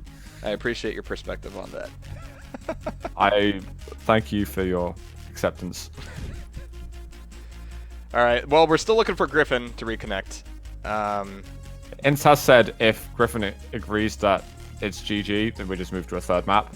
Yeah. But it's fair for Ince to offer a possibility. Oh yeah, I mean, to these play the things penalty. happen, and it's always a bit of it's a toss-up call. Essentially, what it comes down to is, do both players agree to just move on? And 90% of the time, that is the case. The other guy's like not really wanting to deal with the trouble of it, and is just willing to go into a tiebreaker map. We're gonna find out what Griffin's preferences are, but if he's up for going to a tiebreaker, this will be really simple. And usually, that's the way it goes. No, absolutely. Oh, some people It's want that some one quick- time out of 100, it turns into an ordeal. So we'll see. Tuck in. Fortunately, he's not streaming, Quake Champions Day 1. So Quake Champions? Road to QuakeCon Day 1. Yeah. And, yeah, nothing to say. Oh, it was because- madness during the Quake World Tournament, just because it was like Europeans, Australians, North Americans, and South Americans all together, with one of the top players having just so many connection and latency issues and frame rate issues that, yeah, we spent some time getting everybody reconnected back up and happy. So. Are you just trying to get like full time zone coverage here for every player? Yeah, What's absolutely. going on? All right. It looks like Griffin's actually back in the server, Hey, so cool. we can figure out what we're gonna do with him.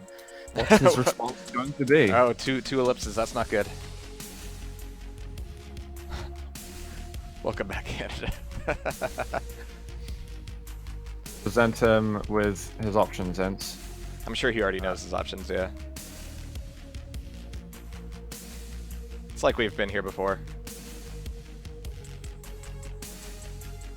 Alright, so his game crashed. Took a while to get back, in that case. Hey, it wasn't me, so I'm happy. Yay! This is the moment of truth, guys. He'd like to play the last 2 minutes. Man, come on! I can't do this. This is BS, dude. Yep. All right, cool. Yeah, All right, so 2-minute game on Cure. He makes a good point, Griffin does, considering he's got a good record of comebacks in the previous games. Definitely going to opt for going for those last 2 minutes. What I would love for Christmas or my birthday or both would be a CVAR or maybe even a server-side variable, so you could reset a game to a minute integer that would recreate maybe positions, but certainly stacks and items and weapons that you had at that minute mark. I think what you should do is send these suggestions to id Software, Quake Champions team. Well, I just say them on air America, when I know who's watching. You know, Land of Freedom, yeah. PO Box, Quake, and and hopefully we'll get that. I'll deposit a suggestion in your box. Maybe they'll have a little sort of, you can slot a sort of envelope of. I'm just going beyond what you said, so we can send some suggestions in. I don't know. I feel like Sinclair's got everything covered with Quake Champions. Much exciting. I feel like we've had these in the past where we talked to. I heard that Quake Champions is going to have a spectator mode. Whoa. Yeah. I'm excited. Go there. I'm excited. Is it going to be like spectator mode from sort of first-person perspective as well? I don't know. It's such a revolutionary feature that it's just any man's guess right now. I think that's too exciting. All the games which didn't have that feature, those are games made in the modern age. You know, it's been ridiculous. There have been so many games that have come out that lack basic functionalities that we had 20 years ago. Brink? Even though that's let's not. Let's not. Don't bring out that game anymore. You know exactly how to hurt me. It hurts me as well. Trust me, I was so hyped about that, and then I was like, yeah, but why? were you invested, like monetarily? Anyway, oh man, I bought the game, so kinda. I didn't even do that. I only played it when it was free for a weekend or something. Man. All right. Well, no, there's been a lot of games where it's just assumed that things like spec modes just aren't necessary, and it's always weird when some of those games are the same games that say that they're going to be targeting esports, and they're like, spec mode? What's that? I mean, the two things are kind of necessary. So we have Griffin standing in the spot where he disconnected, so that's handy. So this seems pretty good. That might change. That might change in a couple of minutes. Yeah. Currently, Ince is running through some simple math to clarify some details. Sure, I'll just give up. Come on, man. Don't bother with this. Don't listen to the admin. Don't get short with Ince. He'll win. I think. There, same joke. Let's fight at QuakeCon to determine this. Yeah. It's the same joke, but it gets me every time. This is some decent money coming to it, and I think Griffin wants to give himself every opportunity to get those 200 bucks at the very minimum. Zero Force is not gonna let it go. It's just like deja vu. It's just, this happens every time. Oh my god! Why don't you just play it? What would be nice if they just decided 0-3 and just started the map? But I mean, I guess you kind of have to give some free control to 0-4. Yeah, I mean, that's really why we play this game, is because there's so many factors that go into who's actually in charge of things. Positioning, stack, weapons, ammo, awareness of where your opponent is and was and what he's doing. I mean, it's kind of difficult to get your head back into that space kind of artificially. You know what this reminds me of? It reminds me of Strengths versus Cooler, the last 27 or 28 seconds in the Vertical Vengeance, or T4 map, where one of the most intense 28 seconds, I can't remember the second, or 20-something seconds that you'll see, and then followed by some of the most anticlimactic gaming that you'll ever see as well. Yeah. Fortunately, I don't think that. I think they did have a board meeting to decide exactly how they were going to arrange the game in those final 20 or so seconds. But it's just trying to just get this done as quick as possible. Yeah. All right, I think we're very close to being back into game here. So everyone says, I need all guns and all weapons. Can I get that in 1 minute? Because Instin's trying to set it up so the game starts after a minute. And so I'm slow. All right. Yeah, we know you're slow, but you're definitely not that slow. All right, so we're finally getting started. First with the setup for the last 2 minutes, and then the actual last 2 minutes. Alright, so yeah, this is 1 minute of ZorakWar collecting everything. He's going to get weapons. He's got to kill Griffin a couple of times so he can get started on that rapidly. So what I think he's probably going to do is get the weapons first, then rotate onto the red and get the mega probably shortly before the minute. Before Griffin's AFK until Yeah, I was the about end. to say, so is this Griffin simulating being disconnected, or... or is he actually disconnected? Essentially. Alright. 100% LG, 100% rail. Very nice. Oh, Alright, this so game's gonna look great on his record, yeah. I like how coordinated they you are. still gotta kill him. You've got to kill him one more time, ZorakWar. Come on, we've got 10 seconds to do this. Yeah, he can do it. He can just grab the red here.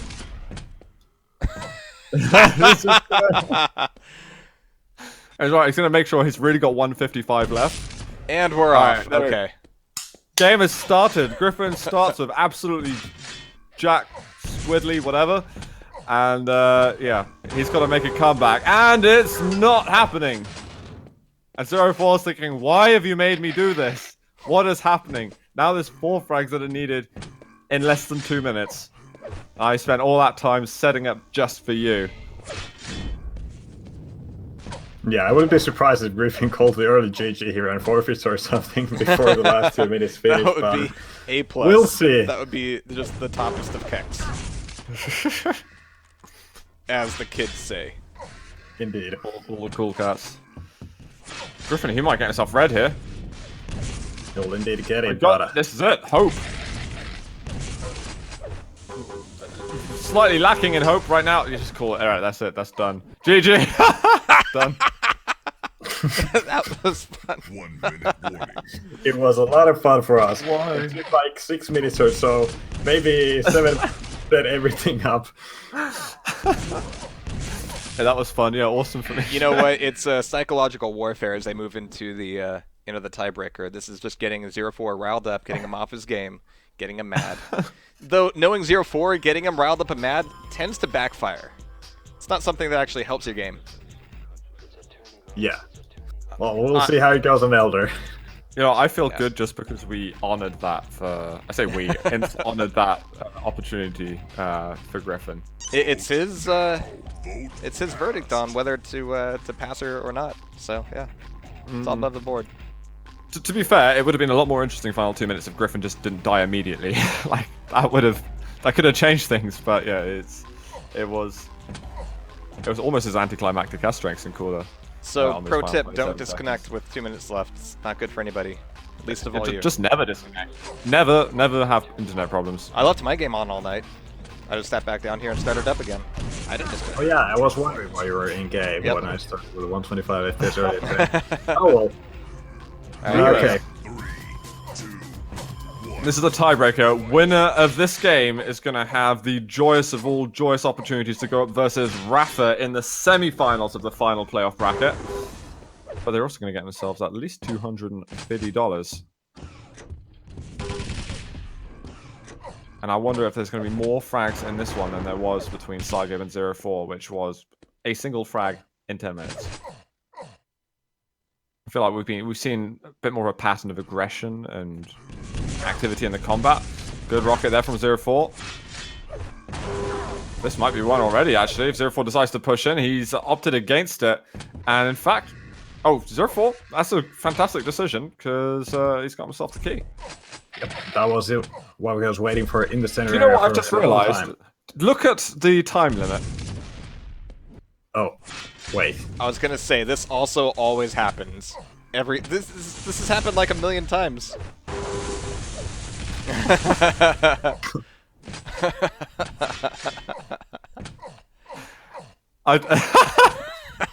Sorry. Well done, Spald.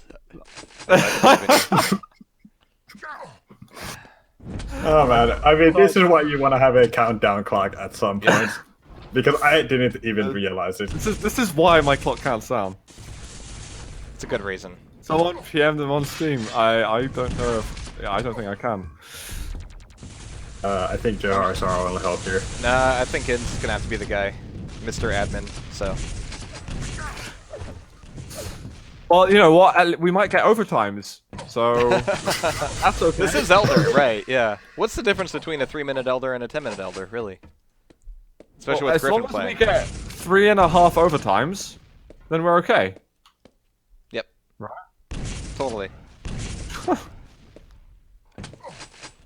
1 minute warning.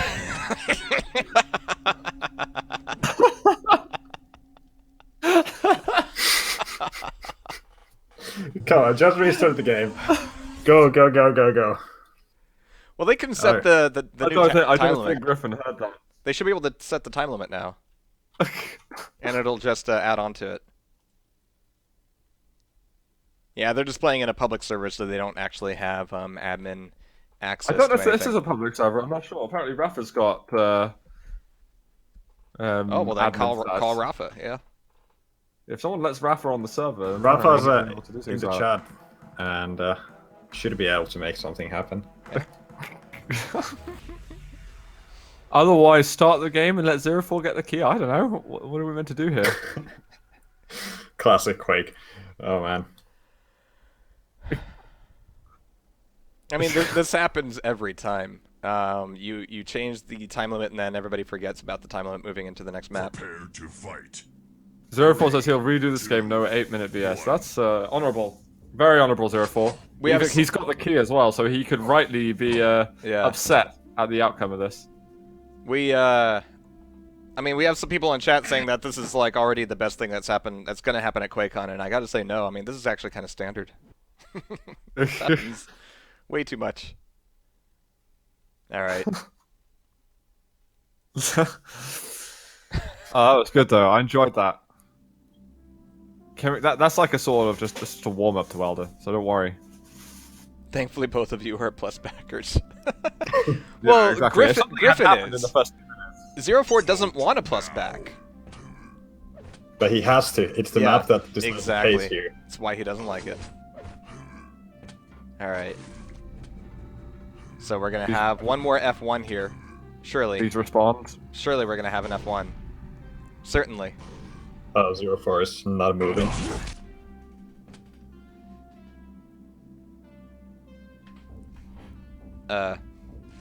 Two, one, okay. Vote failed. GG. Wow, I think that's a default win then. Now, Now he's back. Oh man. Okay. Maybe this time we're gonna get ourselves an Elder. There we go. Here we go, guys. That's the ticket. This is going to be like completely the opposite now. We're going to have tons of frags at the beginning. They're going to exchange the key multiple times. And it's going to go absolutely bananas. I'm on Griffin to begin with. He's getting LG side over to red. And we're getting major item and minor item for 04 as well.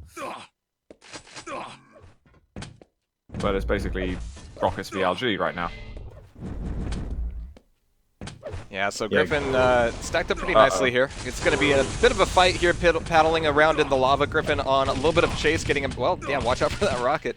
Nice Griffin's crouch. going to be letting 04 go back over to LG. We have 7 seconds left before Mega comes up. So Griffin, I'm not sure what he's expecting to really get out of this position, just waiting for the key to spawn up. He's going to be allowing 04 to get away with not only the positioning, but items as well.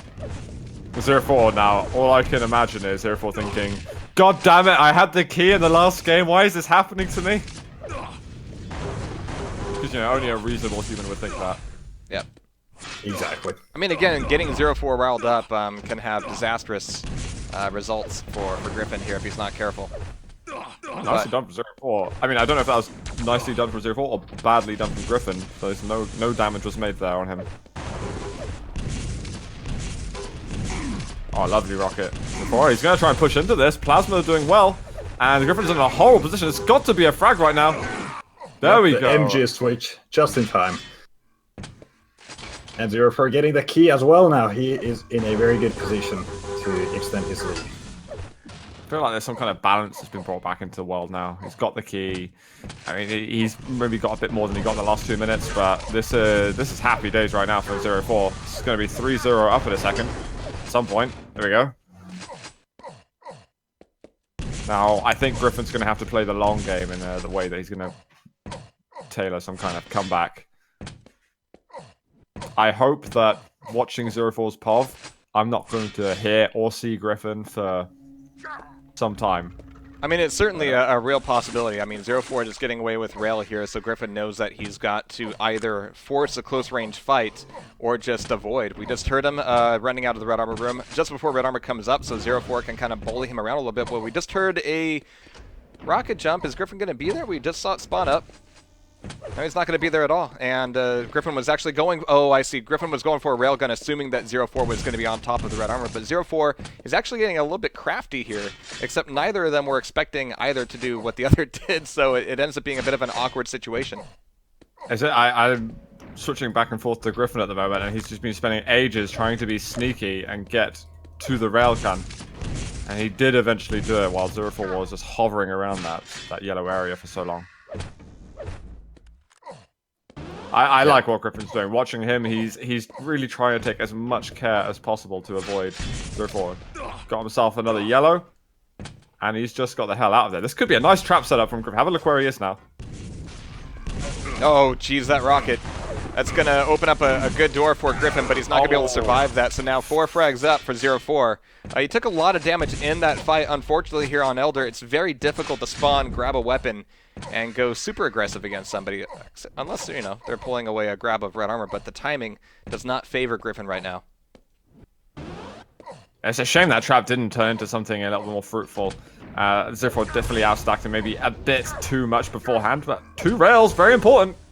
And he gets himself another one. His weapons look good at the moment. He's got 50 armor, so there's a fair amount of balance between the 2 stacks of the players. One more rail here for Griffin. He can't make it happen. Oh, that was so important for him to land. I mean, it's definitely still possible to create some kind of comeback, but with all these items coming up for 0-4 and the ammunition slowly being recovered as well, game is hard.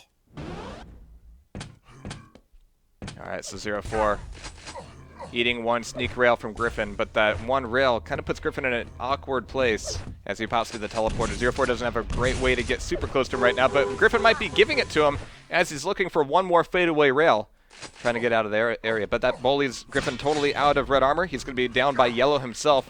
0-4 is going to have to attack from below the stairs if he wants to force Griffin off of Mega. He's going to give it up. Does Griffin know it, though? Yeah, Griffin's going to be back up top, going to see 0-4 there, and know that Mega's going to be safe. Or relatively safe. 0-4 might be looking for one more sneak attack.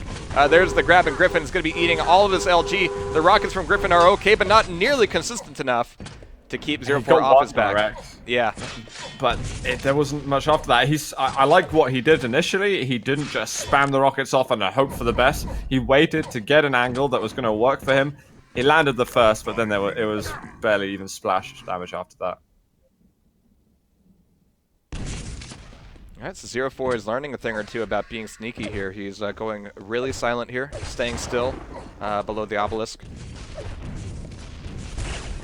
And he's actually successfully managed to... oh, that's a bad jump coming out of Griffin. Looks like he's able to get away with it. But yeah, 0-4's been able to catch Griffin, even as Griffin's trying to sneak away with stuff, pretty often here. It's not an easy thing to do at all. So I got a little bit nervous there for Griffin because he messed up his jump going to red, and he misread where 0-4 was. Misread. Alright, gotcha. Sorry, that was... Oh, that was good. That was good. I like that. Let's never mind that. Alright, so Stacks are only slightly in favor of 0-4. Griffin fortunately notices 0-4 before the damage could have come out. Oh, lovely rail there. 0-4, is he going to commit to this? He's coming out of the LG. Griffin hoping that he can dodge a little bit, but it's visible.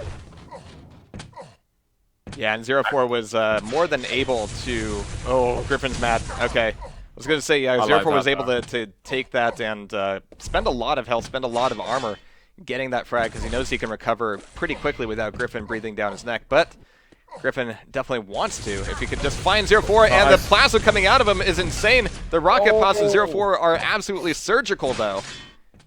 But that leaves 0-4 once again fairly weak. Please, all I want for Christmas is for Griffin to get a frag. Yeah, that's gotta be easier said than done here. He's made it so close, and he's made some good plays, but the aim execution definitely could have been nicer, or at least he hoped it could have been nicer. Obviously, can't take credit away from 0-4 for defending himself successfully. Griffin just not getting what he wants here. All right, so final 3 minutes, and with 8 frags on the board, Griffin's got a lot to make up for here, and it looks like he's going to be making a solid attempt, but when it comes to the Rage Rockets, 0-4 has a real edge. He's going to get taken down, though, leaving Griffin with only 10 health. A turnaround frag, even with Griffin grabbing the key, should be pretty easy. Yeah, it's just very difficult. You need to get out of mid as soon as possible and hope that your opponent doesn't spawn on that side of the map. Yeah, he just had to figure out where his opponent was, and he couldn't make that that in time. 0-4 just wrecked him once again. 8 frag lead now with about 2 minutes remaining on Elder. I don't know if this is much doable for Griffin anymore, but surely he is gonna try. That was an unfortunate game of rock paper scissors played after that kill. And I think that's he's done for now. I mean, finishing a fight with 10 health is a gamble, no matter where you are, no matter what you do. But I'm sure 0-4 is feeling very vindicated after the circus that was Cure. This has got to feel good for him going into our next round. I mean, as the score stands, it's going to be 0-4 going up against Rapha in the semi-finals. Yep. The final playoff brackets, and that is, well, the Padawan versus the Mentor, at least. That's still been the old story that's been in the past, before Rapha was really picking up momentum in the scene. But it's going to be the GG. In fact, Griffin has tapped out and realized that this mountain is too steep to climb, and he's going to let 0-4 go into top 4 now. And Griffin is going to be, along with Chance, in 5th to 6th place. All right, so next I think we've got our actual playoffs. And I've got to go ahead and get the new bracket, get that slotted in. So if you'll give me a moment to do that, we'll have more games here in just a moment. I think we're going straight to Rapha and 0-4. Yeah, Rapha's on the server. Okay, never mind. Like, all right. Cool. So what do I call this then? I mean, this one. Or what? The round, rather. I need to look at the new bracket. We can call it semi-final now. Sure. It will do. Yeah, we need to forget all the 3 other playoff brackets that we've played through. All right. In this weekend, and this is it. This is the super duper Grandmaster semi-final, and then it's like the Super Bowl in a couple of matches time. And I think, yeah, we're moving over to another server to see what's going to happen, and we're going to pick maps. And we've got over to best of 5 rounds now, chaps. And so we could see a lot more action here. What I'd really like to see is 0-4 get a chance to pick Hectic, or actually maybe Rapha would want to pick it. I think that could be a lot of fun. It would be a lot of fun seeing how well it's going to go, because 0-4 played very well yesterday, and we know Rapha is one of the top 2 players of Hectic, if not the top 1. Mm-hmm. I feel, though, I feel that Rapha's going to take this one fairly convincingly, but what's interesting is they're both going to know their playstyles extremely well. They hang around and they play games, continuously going into Overwatch, etc. Yes, sorry, Jahar, I said the word. They're so familiar with each other, so I think they're going to have fun playing it. I'm just I'm hoping that 0-4 is able to stand up to the challenge, because recent statistics would definitely say that Rapha is a massive favorite. Anyone in chat want to gamble and put their heart out and say that 0-4 is going to take this one? I think we need some extremely brave people in chat to say that, but I think, yeah. I don't know. We've seen some incredibly messy games out of him both today and yesterday. Meanwhile, it looked like Rapha was just pretty much on form. Yeah. And Rapha has admin on this server. That's good to know. And we might not stay on this server, so... Oh, well. Well, Are we going to do one map, one 0-4 wasn't happy with it. Gotcha. I doubt that's going to happen. One map on different servers is always very messy to pull off. ZorakWar wants 0-4 to win it, please. And of course, we've got Zorak to go up against the DaHanG straight after this game. Yep, that's going to be a fun game to see as well. I think I might even be looking forward to that even more. I'm very curious how that would go down. These are the games now which is really going to give us a good idea of what we can expect at QuakeCon. In terms of like the final standings, you know, to make those last predictions. And what we'll, you know, the last information we'll have to base our predictions off. Yeah, of course, in the actual QuakeCon, we're going to have the Europeans messing everything up. All our predictions, so... 20 to 1 odds for ZorakWar. I don't even know. 25 to 1? I'll go 25 to 1. I'm not sure. Could change map by map. Maybe we can do it like in the Euros, where after each map you can, you know, the odds change and we can get more. 8 to 1 for Rapha to get the next frag.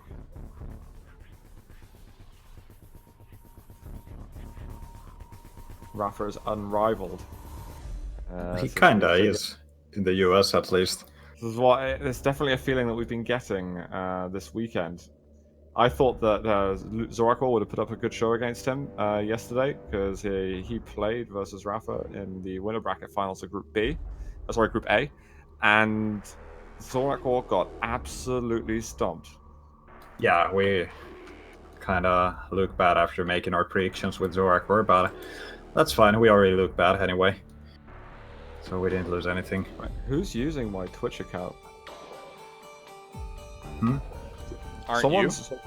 Nope. I thought you were hosting. All right.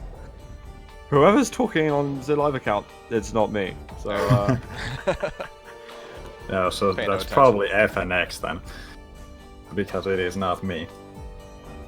lies and slander.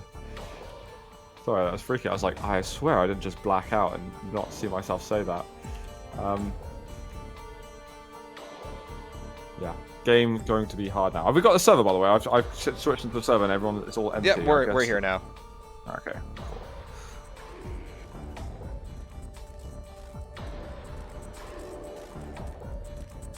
All right, I'm just doing a few updates myself, but very soon we're going to be going into our final best of fives here today. Gonna have a pair of tasty matches on our Road to QuakeCon series. And yeah, 0-4 Rafa, we don't get to see these guys play together too often, so I'm certainly looking forward to it. Of course, another thing worth noting is 0-4 basically taught Rafa how to play on a high level back in the day when QuakeLive started. So this is an interesting match in that regard as well. I'm looking. So Rafa picked Sinister first, then 0-4 picked Blood Run, then Rafa picked Furious Heights, 0-4 picked Cure. I guess 0-4, although he enjoyed Hectic versus opponents earlier, he does not fancy it versus Rafa. Yeah, fair enough. Fair enough.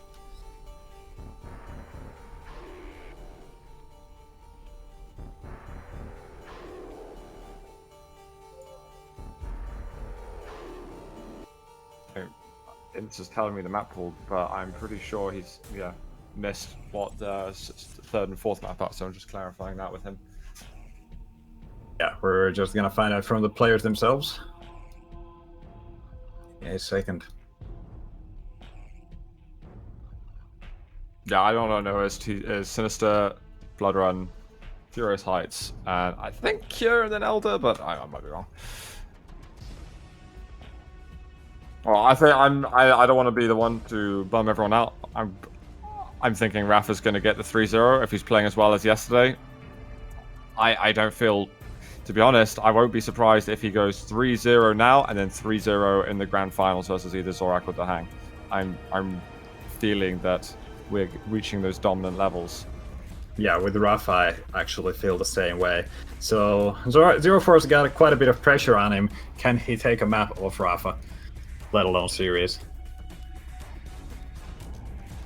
It looks like players are ready. We are ready. Yep. Do this. Started.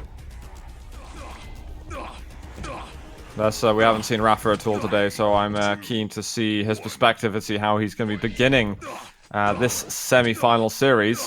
It's going Gonna get the Mega straight away. He hasn't got any weapon other than a machine gun, but he's gonna take away 3 big items. And, you know, Zero4 shouldn't be too upset by this, because he's got an advantage in all the weapons. But he's gonna have to make his way onto some bigger items at some point soon. Don't think Zero4, he is going to spot him, and there's still very little.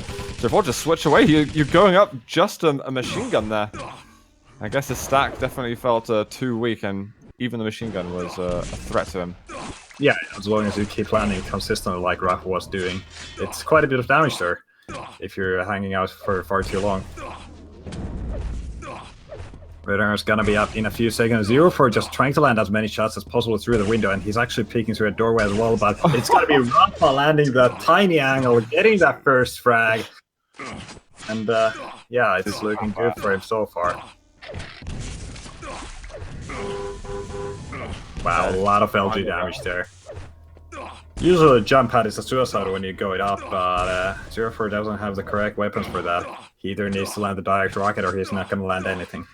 That was nice, though. Zero4 was able to delay leaving the jump pad long enough to make this red armor maybe a little bit more chancy for him. However, Rapha is still going to be able to bully him off, as Zero4 is going to be looking for yellow armor. However, he's going to be finding Rapha dropping in. It's not such a friendly Santa Claus after all, but Zero4 is going to be able to survive yet another fight here as Rapha is looking to secure a second frag. Can hear him down below. And Zero4 doesn't quite have sights on Rapha just yet. However, Rapha whiffs all 3 shots that he had Zero4 dead to rights on. Zero4 getting away with that mega health. We're about to see how much of it he gets away with as he's trying to stick out and scare Rapha off with his LG. Zero4 going to be licking his wounds up at the top yellow, trying to keep his stack intact. Oh, Rapha just spotted him. And he is going to play a slow game, realizes that patience is definitely going to be key versus Rapha. And Rapha has shown already that he's not willing to push through tight corridors, even if he's got a pretty significant stack advantage. Pretty painful rocket! Zero4 is going to make it onto the Mega, though. Yeah, very good rockets from Rapha, and Rapha is keeping himself on the full 200 armor stack as well. So in their next encounter, it's of course got to be Rapha with a major stack advantage. And Zero4's got to be careful about when to show himself, or when to pick these fights. Oh, that rail Zero4, he's really got to not take any damage whatsoever for another minute or so. And Rapha just, oh, he's hunting down another angle. Could not quite find it on this occasion. What? Run away. Yeah, you can see Zero4 is just focusing on staying away right now. And he's usually the kind of plus forward player, so he probably doesn't like that he has to play this way, but it is his only way of not losing more frags here. The amount of running away that he has to do, this is unbelievable. Rapha, is he going to try and surprise us through the teleporter? Hello! Got surprised on that one a bit, but Zero4 doesn't take too much damage. Again, Rapha showing a lot of respect not to push through the corridors. Honestly, I think at this point he can just barge through and do whatever the hell he wants. I think he's almost giving too much respect, and he should actually just be extending his frag lead a bit. Especially as in Zero4 is just waiting around this corner. He's going to get one good rocket, but the LG coming out of Rapha is just going to be way too strong for him. As Rapha is able to take away the armor after the frag. That's not good for Zero4. He's still facing down a fully stacked up Rapha. That rocket really didn't do him all that much good, and I'm not sure he was able to get clean timing on the red armor either. He should have a better inkling at this point, but he's still definitely on tilt here. Ooh, Rapha's positioning on the ledge was actually very good. He didn't take very much any damage in the whole fight. And Zero4 is in the negatives now. This is not the position he wants to be in the game. And we're approaching the halfway with Mark as well here. The amount of time that Zero4 spent just getting so little done on the map at the beginning. And now his frag, you know, he's just losing more and more kills at this point. It's going to be slightly demoralizing for him, and it's going to be one more for Rapha on top of it. He didn't hit much of that LG either. I'm not sure he wanted that fight to happen. Rapha is being fairly tricky with his own positioning here, causing Zero4 to run into him when he thinks he's being sneaky. However, I'm not used to seeing Zero4 try to be sneaky in the first place, so maybe he's not used to it either. Nice. Ouch. Let me give you a 5-minute game statistic rundown. We've got 1500 damage for Rapha. We've got 850 damage for ZorakWar. Make that another frag there for Rapha as well. And looking at the items, it's not pretty. We've got 9 yellows and 2 megas for ZorakWar. That's it. We've got 11 reds, 12 yellows, and 7 megas for Rapha. This has been, yeah, dominant. And even though the rail accuracy for Rapha is lower, he's landed over double the amount of rails that ZorakWar has. And this should be another. ZorakWar, he's a little bit close to the mega health. For some reason, Rapha's not able to punish him and get himself another kill. Yeah, Rapha actually ate a lot of rockets there, so all credit to ZorakWar actually making a fight work for him. And Rapha's still being pretty aggressive here, just looking to trap out ZorakWar at any opportunity and keep him running. ZorakWar really hasn't had the ability to be satisfied with his own stack for quite some time. And Rapha wants to keep it that way. That LG's gonna be nice. Uh-oh. Are you still there? Yep. Okay, that's good. I freaked You out for a didn't disconnect. moment. Alright, jeez.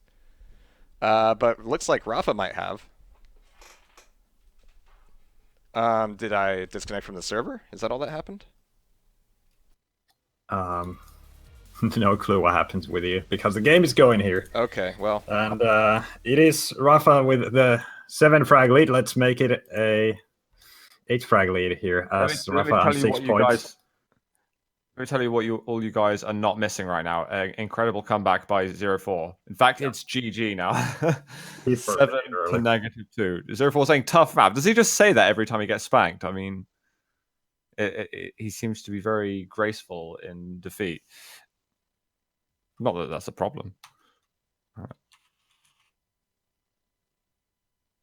All right, so our next map is gonna be here, which is it's gonna be ZTN, which is 0-4's pick. No, it's not. It's Rapha's. Wait. Sinister was Rapha's pick. You're right. No, it's ZTN. Yeah. What was going on? I'll stop talking and yeah. Of course, the map after this is gonna be T7. And it is possibly the last map in the series, depending on how 0-4 will fare in the next 2. Well, at the very least, that happened at a decent time. That wasn't the worst time for that to happen. I have no idea what happened, though. Have you managed to make it back on the server? Yeah, I'm back in. It just kicked me out for a little bit. Oh, fair enough. It didn't like me being there. Interesting. All right.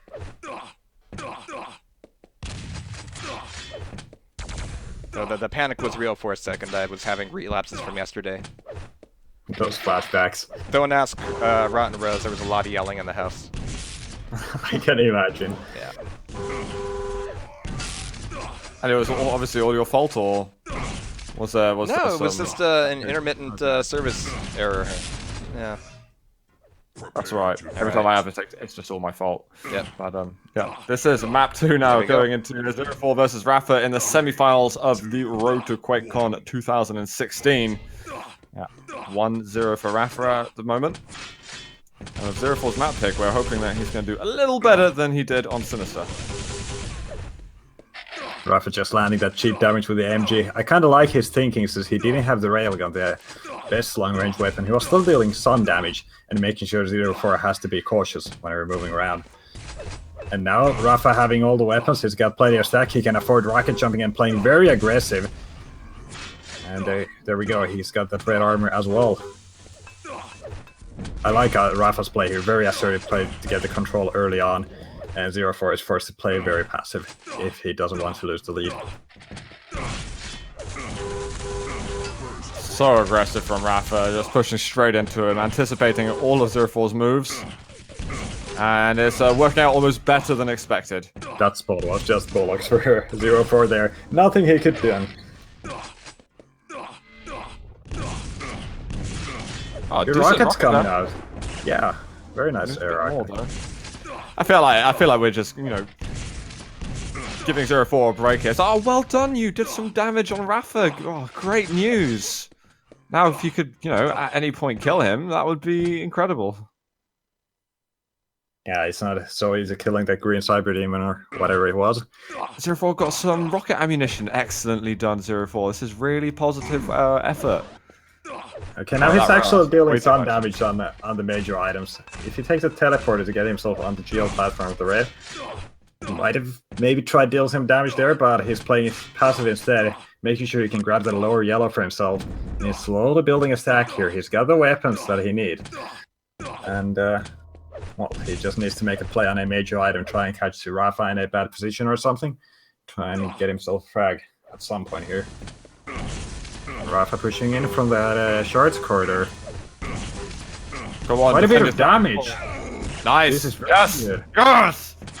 Didn't Sorry. expect it to happen that way, but that was great from 0-4. Then can you get over to the red as well and really perpetuate this control? Rafa just came in right behind him.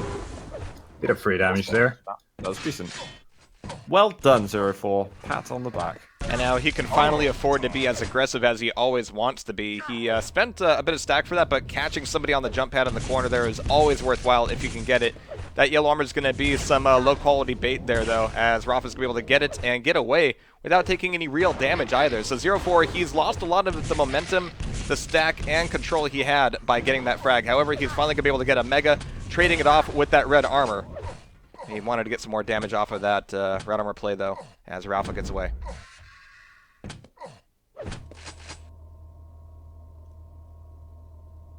So Very much patient waiting on play. Z4, yeah. Look at that rail angle he's got, though. He can see the LG pickup from that position if he crouches. However, they both have sights set on red armor. And beautiful traded rails there. I'm actually kind of impressed with Z4's rail, even as he was taking that hit. However, that's going to be Rafa getting away with red armor, traded off with Mega here. 0-4 breaking away towards upper YA. This should be a hit from Rafa. Oh, This lovely. is so ballsy from both of them. And it's going to be the LG coming out of... No, it's going to be the shotgun, the final blast coming out of Rafa to give him that one frag lead. However, with only 30 health, he's going to be on the run here, looking for this 25. It's going to be, yeah, easily anticipated by 0-4. And I'm a little bit surprised that he wasn't able to punish it a little bit more. However, the spawn he got only gave him a grenade launcher, so close range. He's going to have to look for plan B. So, right, we can see 0-4 already setting up for this Mega here, but he's gonna leave it in order to try and deal damage on the upper yellow, but instead it's gotta be Rafa lining shots, anticipating 0-4's movement perfectly. And now we can see 0-4's got himself that superior stack, and he can try to be more aggressive again. He's missing those rockets though, but Rafa's gonna give them. Very nice. Brilliant read. That's a great read there from 0-4 as well. He had the red up, but he knew that it was important to look for that frag at that point. He may be able to get himself another one, but he just leaves those two 25s up. Rafa's going to scoop them, get himself onto red, and zip away. That's a good recovery from Rafa, and I feel like 0-4 may be a little bit afraid to really push in and go for that clutch moment. At least Yeah, he he was doesn't able want to to risk do... it. Yeah. Yeah, he was able to... Both of them were able to do enough damage that they were both okay with kind of getting away from each other for a little bit. But as they stack back up, it looks like Rafa's gotten a bit of an edge there. And 0-4 is just going to have to depend on this LG to do some damage. He's probably not going to win this fight. I was looking for that last rail, and that would have done it too. However, Rafa even taking away the red armor, there is a window of opportunity here for 0-4 to take a weapon and go plus forward. It looks like that weapon's going to be machine gun. It's not even a That's heavy not one. gonna be good enough. The problem was the 225s right next to the Yeah. place where 0-4 died. Rafa was able to recover with them perfectly, and now he's got the Mega as well, and he landed the rail. 0-4 has to play passive for at least a minute now in order to recover and get the weapons. This is not the way. This is not what I meant. Oh, that teleporter. That's an emotional frag there. That's a mood breaker. That is. Yeah, now You get a frag like that, 0-4 you just from kind the of side. yeah. Let's see, he's a bit tilted now. Just plus forwarding. And I it's think what another now. 0-4 wants is a rewind to where it's 3-2 and just take back that move where he just charged in pointlessly with machine gun on a almost 100-100 Rafa. If he could take that back now, then the game would be very, very different. This is all of a sudden turned into a moment where he's likely not to come back. Well, you said the magic words. I mean, we know what 0-4 is capable of. I'm not sure we've ever seen it here on Blood Run, however, as Rafa is looking incredibly stable and strong now. He just doesn't look bothered one bit. But yeah, 0-4, you know, we're going to see some junk rushes out of him. You say on tilt, but really here he needs to push Rapha over the edge. He needs to, you know, maybe take a few frags, but get Rapha down low enough that 0-4 can convert it off of the spawn. However, Rapha's making that very difficult right now.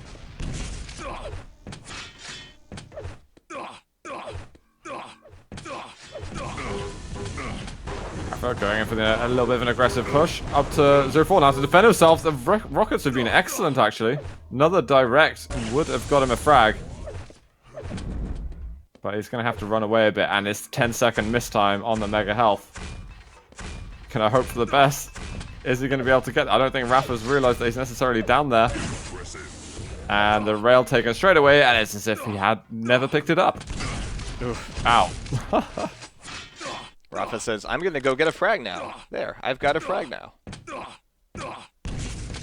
But yeah, final moments for 0-4 here. However, this is a best of 3. Oh, popped and locked. Sick frag. Yeah.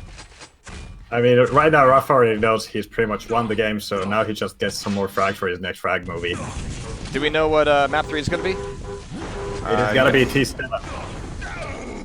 Right now, essentially what 0-4 is doing is he's already dug his grave. He's now trying to get the mud back in to bury himself, and he's just yelling, Rapha, can you just, like, help me sort of shovel the rest of it on? Because I don't think he's getting out of this one. What a vivid picture you paint. That's what I'm trying to do. We've got to create some visuals here. Yeah.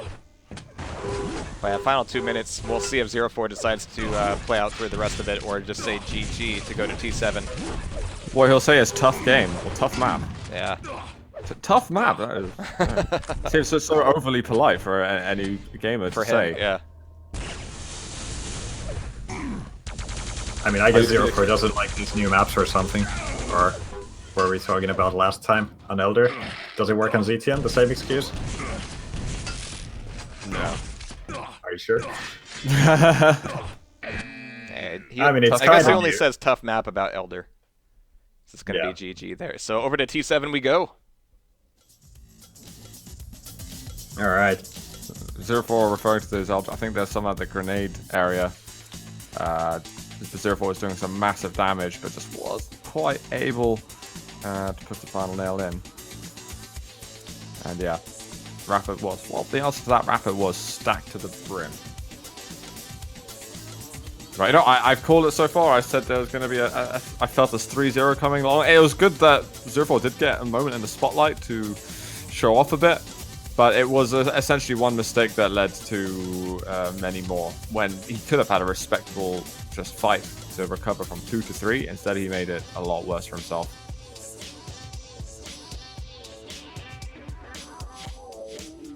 Kind of scared for 0-4 here on Furious Heights, though. Is he gonna be able to pull off anything here? His blood run didn't look too good. He had a lot of good chances there, and he had his control for a while, but in the end it was Rapha. Proved out to be superior there. A lot of those fights were it was very close, like the one shotgun LG fight and the upper yellow room, which is something that 0-4 is tilted about. He doesn't realize how he lost those fights. Just as this map starts, I'm going to quickly get my glass of water, which I left on the other side of the room. Yeah, let's see if we can get these guys to start. I think we're just waiting on Why Rapha, did he do actually. that?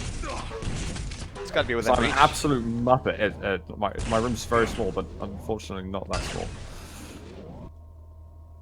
So your solution there is to wish that your room was even smaller?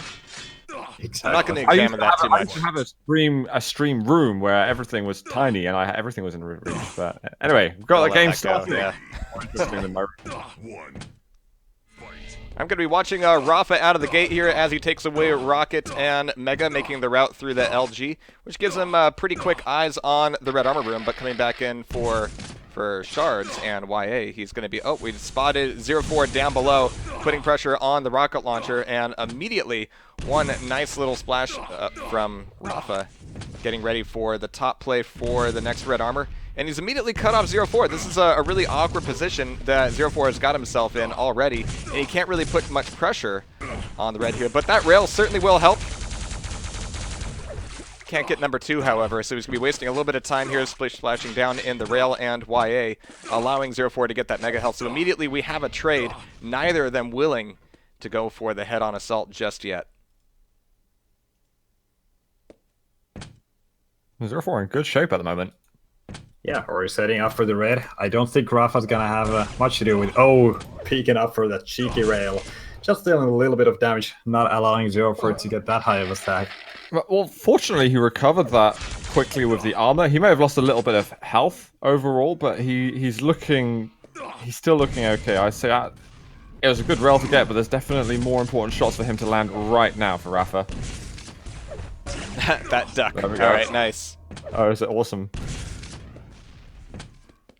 Used to see more of that in Quake too. I'm happy to see Rafa employing it here. But he's got some solid stack right now, getting a nice sneak attack on 0-4. The rockets are going to be doing some hefty damage, followed up by a nice rail, and coming back in for the frag. He's like, yeah, fine. I guess it's time to secure that first frag. And I like how leaves... 0-4 walks back in the room as well to try and dodge a little bit, but Rafa wasn't falling for it, not even for a second. LG on LG on the red armor. That has got to be frag number 2 for Rafa. Oh, 0-4 going for the steal on the mega of the spawn, and he's actually able to knock Rafa off. And that was brilliant. It's now so he's got more time difficult to escape. to hold down items here on this map for any extended period of time. So you do see a lot of these trades. You see a lot of these really important decisions happen at a much quicker pace than most other maps, making it one of my favorites. But Rafa's in a good position to lay down that first rail, looking for 0-4 to come through any place other than the grenade launcher teleporter. It's not going to happen. Rafa's willing to wait here. 0-4 is going to be down below, looking to put some pressure on the mega. Not quite willing to pop through the teleporter just yet, and so Rafa is anticipating him moving over towards red and actually not engaging him at red. He could have gotten maybe both items, but after losing out the mega to 0-4 spawning during the last round, looks like he's not willing to let that happen again. Rafa benefited a little bit more from that situation as well. As he was on 100-100, he could take the mega and the yellow, netting 150 resources, whereas 0-4 only had the red and the yellow, and he was already on 100 armor, so his net gain was a lot smaller. Well, say a bit smaller. Rafa, feeling good with his combat skills, is going to be happy to go against a slightly weaker opponent.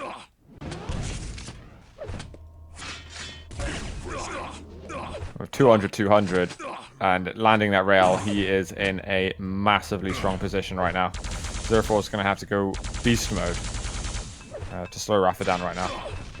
Yeah, first he wants to become a ghost and try and get some pickups so he can actually fight him. And he's actually landed some good rails here in the railgun room, but Rafa's gonna have none of that, just dropping down with the algae and getting what's his third frag.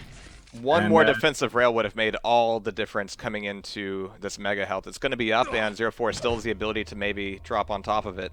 Rafa's covering both right now, but we're going to hear him back over at megas. Rafa's actually been spotted by 0, so he's going to be in a bit of a crappy position, but he's going to be pushing out of it with some excellently placed rockets, netting him, well, not a whole lot in terms of items right now. I mean, the spawn from 0-4 could give him one or the other, so Rafa's going to be punishing him for wanting anything at all. 0-4 getting away with that mega just barely, and trying to get around him and getting back over to red armor. Has Rafa been baited here? He's still doing a lot of damage, but 0-4 just got both items, and now he's on the back leg. I'm not sure how 0-4 pulled that off, but now, tables haven't flipped exactly, but 0-4's got a lot more to work with than he did a minute ago.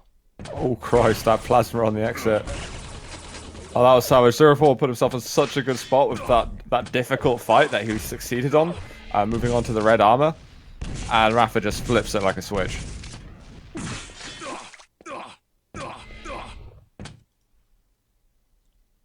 So halfway through, 0-4 still hasn't gotten on the board yet, but now is the best chance he's had ever since the map started. Actually, I gotta go look at him here since he's gotten a lot of really good item picks, but oh, wait, never mind. I want to see Rafa make more of these rails. He's gonna break off, okay.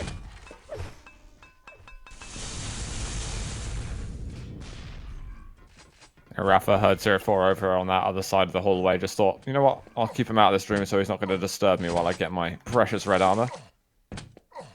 Here's pretty ready for some damage to be incurred.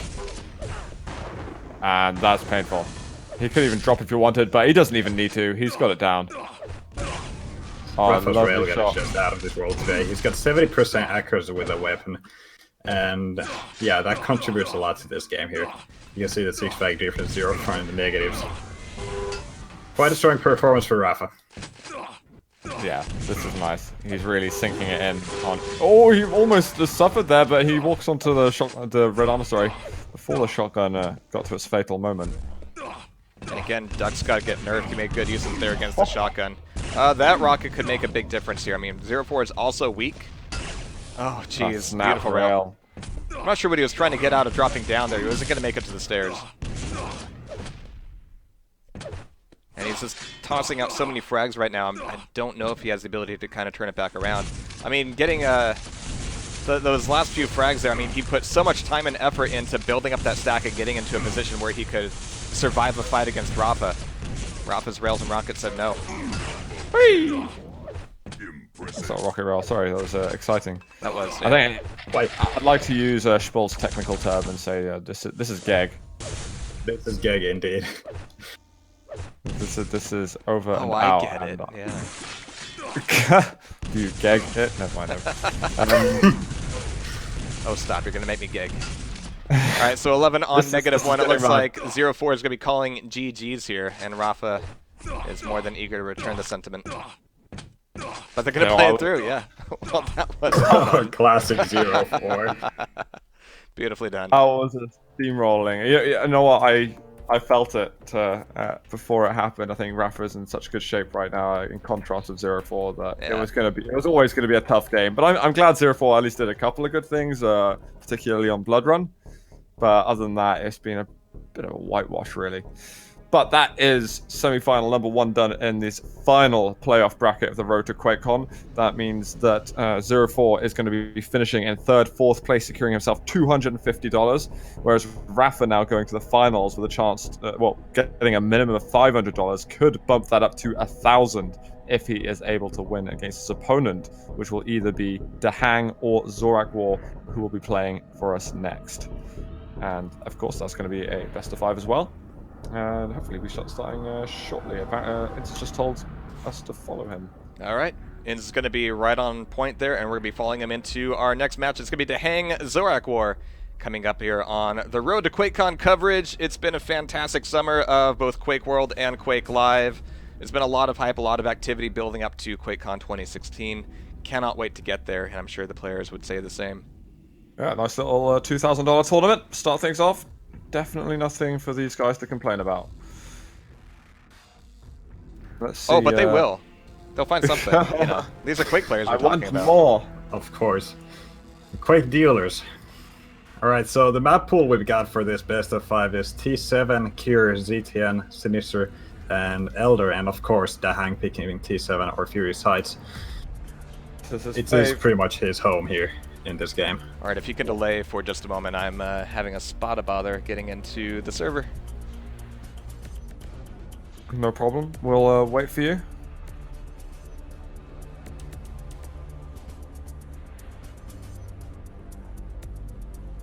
There's a lot of people connected. Unfortunately, not seeing you. Oh, I know Yeah, that. this- I know I'm not connected. This is a huge server, apparently. I could tell you firsthand, yeah. Sometimes in the European servers we have the issue when someone's hosting a 4-player server for some reason, and that's the only server where players get acceptable pings, and basically no one's just gonna stream it because there's no slots on the server, Right, right. and it is the worst. Well, as soon as we can get in here, we'll be sure to have our first map. DaHanG and Zorak, we don't get to see them fight very often, and I'm more than excited to see that as soon as I can get connected. I want to comment on it a little bit. As Sport mentioned, we got Furious Heights followed by Cure, Bloodrun, Sinister, Elder, so that means that ZorakWar picked Cure first. And typically I find that ZorakWar excels a bit more at Sinister, but I think it's trying to get some sort of counterplay going up against DaHanG, whom I believe is pretty strong on Sinister himself, so I think a little player-specific pick there for Zorak, I believe.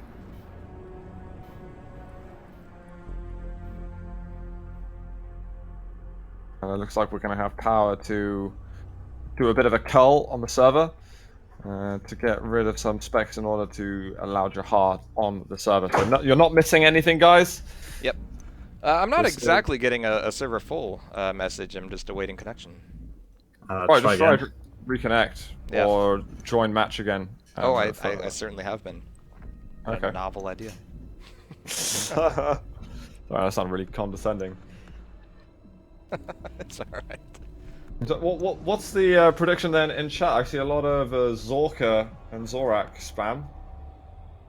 Buzz Lightyear versus Zorak is the one.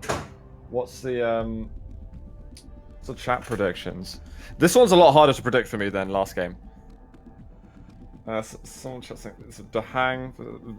Believe that it's going to be a fairly clean victory there. At least in practice, DaHanG's looked a bit stronger. DaHanG has shown weakness on Blood Run, but DaHanG has picked Blood Run as the second map. Lucidia said that DaHanG will do bad things to him. Zorka, easy from Shipturion. Someone says, alright, yeah. Easy I know the winners. Twitch Yeah, chat easy really winners. likes ZorakWar because ZorakWar is quite active on Twitch himself, so it might be a bit biased when you're asking for the opinions on the following game. I want to remove all the heart. I want some proper predictions here. It doesn't matter which player you have bigger emotional connection with. I want you to say, critically, who do you guys think is going to win? Zorky Borky. This guy's getting way too many strange nicknames here. Overwatch pros better than Quake pros. DaHanG is one of the Overwatch boys now. There is, as you said, a lot of love for Zorak in chat. It's fairly even, though, to be fair. Maybe a slight favourite in DaHanG. 3-1, 3-0 for DaHanG. Demon says 3-1 DaHanG. Alright, 3-1. Yeah, that's kind of fair predictions. We're actually seeing maps going both ways, which is something I predict we see here. It's very tough to call who's going to win overall. I mean, both of these players, very strong players, of course, and yesterday we saw a great game from both of them. If I had to pick one, I'd probably say I'm going to favor DaHanG for this one. Maybe win it 3-1 or 3-2. I feel like I should learn from my mistakes and listen to chat and also favor DaHanG in terms of winning. Obviously, I want to have an uninfluenced decision made by myself, but yeah, no, I'll do the right thing. I want Zorak to win just because I want to see him do a bit better than he did last time versus Rafa, but I think DaHanG's got this one. Yeah, do the right thing. Let other people decide for you. Yeah. Exactly. That makes life Alright. so much easier. Well, I've risked the ire of both the players and the admins and asked them to switch to another server. They're doing I'm it right incredibly now. grateful. Oh, Many thanks. I know it's a big ask, especially when there were like, what, 24 people connected to the server? That's massive. All right. So it looks like they're going to be hopping over somewhere else. Thank you, guys. Alright, cool. Zorak, DaHanG, yes, Zorak is a newer player, definitely compared to the rest of the field by a long way, I'd say. Yeah, he said December 2012 when he started. 2013. So, 2012, December. He said 2013. 2012. It was 2013, for Christ's No. sake. It was December 2012. Ask him again. It was 2013. Nope. Oh, you might Let's be not right. shift the data every time. Doesn't work that way. I always, every time I have a argument or debate, I'm always wrong on stream. That's fine. Everyone expects that already, so you're not disappointing anyone.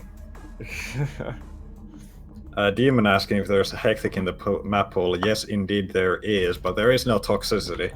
They're all telling The me weird 2012. maps I believe are you guys. hectic and I believe you elder. guys. We provide the toxicity. Indeed. Alright. I'm in. I think we're all in. I'm in. I think we can do this. Oh Christ, I'm not in. I'm coming in. I was just letting Twitch chat commentate the game for me. Yep. We need like text to speech from Twitch chat to the stream. Oh, you mean like the What did they have? I'm sorry, I'm going to mention Pokemon again, but is that Twitch Pokemon thing that they had the other jeez. time? Pokemon. Twitch plays Quake. That's the one. All right, here we go. Okay, let's go. Semi-final numero 2. ZorakWar versus DaHanG. This is the first map of the best of 5 series. The champion of this match will be going up against Rapha in the finals. I'm currently, personally, on DaHanG's point of view, who's got on the lower part of Furious Heights spawn, collecting a red, rail, yellow, and a couple of little micro weapons. Nicely delayed pickup for the Mega DaHangs, expecting Zorak to have a fairly predictable route through to the other side, and it's not going to happen for a little bit, not until red armor is up for grabs. So DaHanG risked a lot in order to get that shot. He made the one rail, but ended up losing out on both Mega and Red, so he's going to be playing a little bit on the back foot. However, that timing between Mega is going to be incredibly tight with the Red right now. Oh my god, this LG coming out of DaHanG is making up for all of those decisions in the first 30 seconds. And now Zorak's going to be incredibly damaged. Oh, it's going so wrong. I'm trying to think of how that could have gone more wrong for Zorak, and I'm not sure I can think. That was just horrific. The follow-up wasn't good either. At least he was able to deny the red armor for DaHanG, so he doesn't have a 200 armor stack. But that's not too good here. I just don't know why he just jumped down the stairs with the railgun and thought, yeah, this can go well. Even if he hit the shot, he was still going to get dumped on.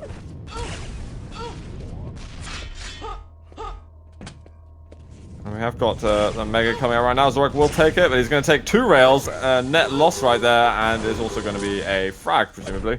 And he's on about 3 health. There we go.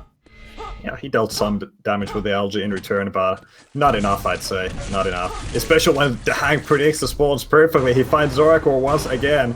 But ZorakWar actually landing a rail to shave off a bit more of that stack. Not sure if that's going to help him. It depends what he's able to do right after spawn. Catching DaHanG in that rocket launcher pickup, that's actually not too bad by Zorak. He did have a chance to get that kill before him. Definitely unfortunate for him, because it could really help him get back on track a little bit. He does take that Mega health. 4 HP remaining for DaHanG. He's trying to settle back. There's no 25 health bubble. What is he doing? And he gets the frag with a grenade. Are you kidding? And it's a worse spawn for Zorak. He's going to go for the railgun, and he's going to regret living. Unless he can get another grenade off. There he picks up the rail, though, and does some decent damage. So one more frag up for DaHanG. However, he's nowhere near in control of anything. We have really close timing between Mega and Red Armor. DaHanG's going to be down here, and he's going to be a really soft target. That 50 health is going to be available, though. ZorakWar comes in just a little bit too late. That 50 health saving DaHanG's life and allowing him to move back over towards Mega. Is ZorakWar going to show up to compete for it? Not even. Wow, if Zorak was a little bit more on the ball on the 50 health, that would have gone so differently. At least he's kind of stabilized the game a little bit, and it's no longer going into that complete chaos, hectic whirlwind of nightmare that it was previously. That's a fantastic rail from DaHanG. Zorak is going to return the favor and get himself that red armor just to perk himself up a little bit, because he was looking kind of shot with all the damage he'd incurred. Yeah, and ZorakWar has also been able to recover his health back to 100, so DaHanG's gonna have a hard time now. I mean, he's gonna have to play the distance game with a railgun, or play the choke points with rockets or something. Can't really afford taking Zorak head on, and he's doing exactly what he needs to do right now, letting a lot of damage without exposing himself at all. DaHanG's looking pretty good at the grenade damage at the moment. I think Zorak is definitely hungry for these items. He's doing it again. He's jumping onto this area, but he's got the damage advantage, or the stack advantage, should I say, and finally gets on the board. And he's going to come and the crater. Oh man, that was so horrible for ZorakWar there. Couldn't quite make the jump because of the MG pushback from DaHanG. Did MG get a pushback buff recently? That felt like there was too much there. Oh man, well, that's he didn't jump far enough in the first place. Like, he would have made the jump if it wasn't for those few MG shots. We're just trying to protect these ego for a moment there. That's nice of you, Schwald. Of course. We all like ZorakWar here. Yeah. Oh! It's going to protect the red. I want to talk about something in a moment, but I feel like we're going to get action, because Zorak, of course, is going to be pushing onto items. And this time, he's not going to fall off and die. I I feel like I'm seeing a bit of Zorak that criticism that he was getting like a year ago, where he's really item heavy and not always thinking about the other aspects. I feel like that's still in there a little bit. He's getting the frag now. Brilliant work from him. DaHanG wasn't quite successful with a little trap or hiding a spot that he had picked. Zorak's really going to have to think outside of the items as well. Well, with 5 seconds to Mega, it's going to be difficult for him to justify leaving it right now, because there's a lot of time before Red comes back up. We're going to be expecting DaHanG to be kind of haunting the LG area, and Zorak's looking for any sort of sight of him. Caught him at the teleporter, but instead chases him through the teleporter. There's 50 health back up. He's going to be sitting right on top of it and body blocking it. This time, the 50 health is not going to be saving DaHanG's life, as that gives Zorak a nice third frag, starting to gain some momentum here for him. That was a brilliant body block, actually, from ZorakWar, preventing DaHanG getting 50, and he's just crushed him down in this little trap area. DaHanG should know more than, well, many people, and that's just not the type of place you want to get caught out in. And is DaHanG going to challenge for this red? Oh, he's not quite able to get it. Nice. He's going to go down first, and Zorak going extremely low in that fight does make it work for himself. Another 25 health. That was a very risky move for ZorakWar, and I don't think he could have asked for anything better than what just happened there in the red armor room. And that's why the pickup box size was reduced ever so slightly. Nice. Oh. The comeback has been made, guys. That was rapid. It's come at a hefty price, however. Now tied 6-6. ZorakWar is relatively weak here. This fight for Mega is not going to be trivial in any regard, and DaHanG knows it. However, this defensive LG is going to be able to keep DaHanG off his back, but Zorak is still in a terrible position, and the shotgun could whittle him down. Nice. Indeed it will. And that was the only weapon DaHanG had. I can't believe he actually made the frag work for him. To be honest, I don't know what Zorak was doing in there for so long. I'm not sure why he didn't leave, yeah. Just getting some more range from the shotgun would have done the trick. Oh my god. All that hard work, and you're throwing away the frags like he did.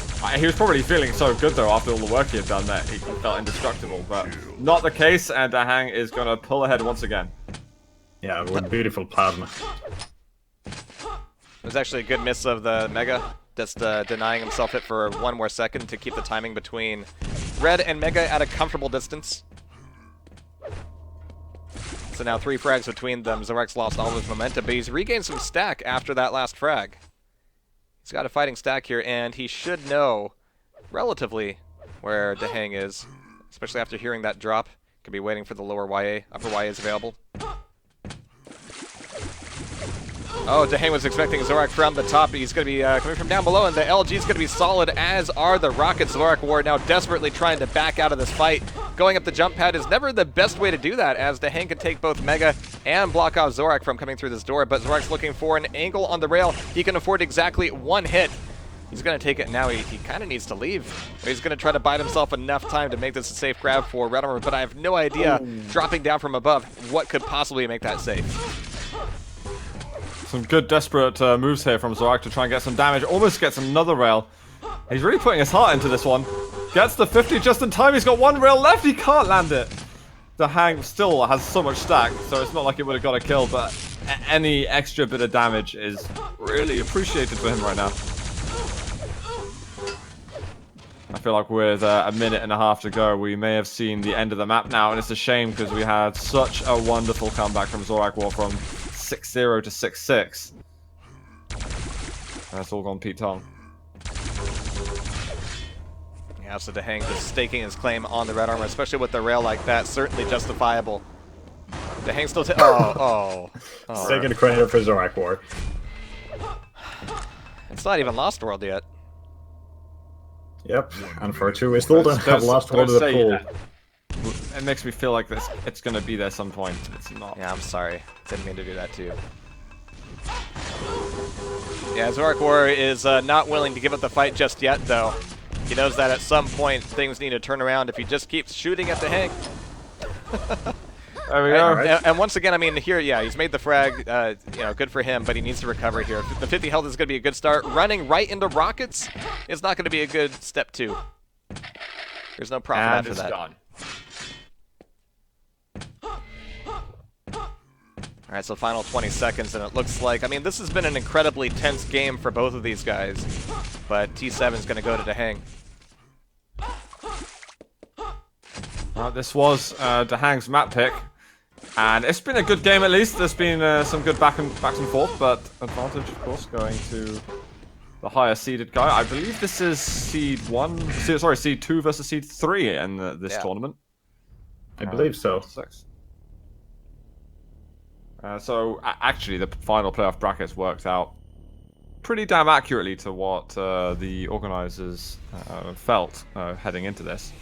And of course, Rapha was seed 1, and ZorakWar was seed 4. In fact, I believe.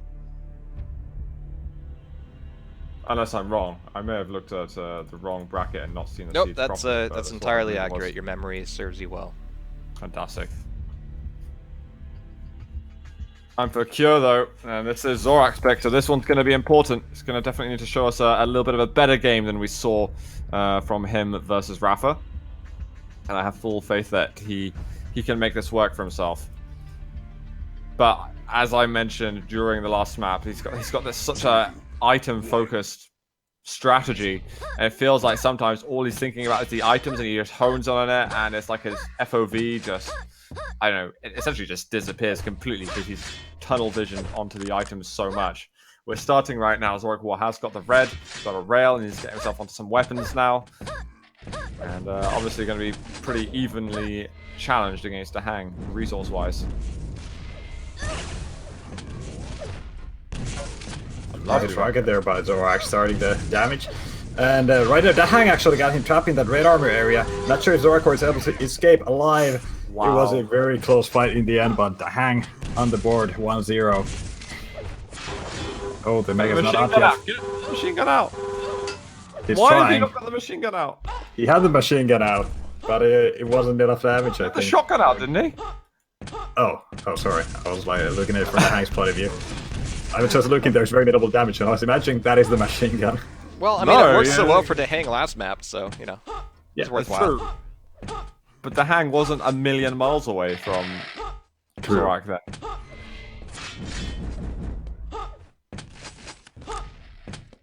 Well, Zorak's recovered a little bit in terms of stack, but not in terms of ego.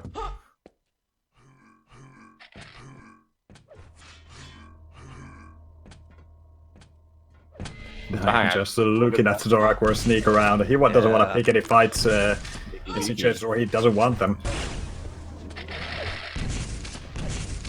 I like this though. DaHanG's trying to be sneaky, but he's actually putting himself in a bit of a, well, as close of a corner as you get here in Cure. Which isn't much of one, granted. But Y is going to be up. This is allowing Zorak to get a lot of weapons. However, the key thing is going to be that Mega. DaHanG should be able to throw down a rail or a rocket from down. Wow. Oh, wow. Beautifully timed, beautifully aimed rocket.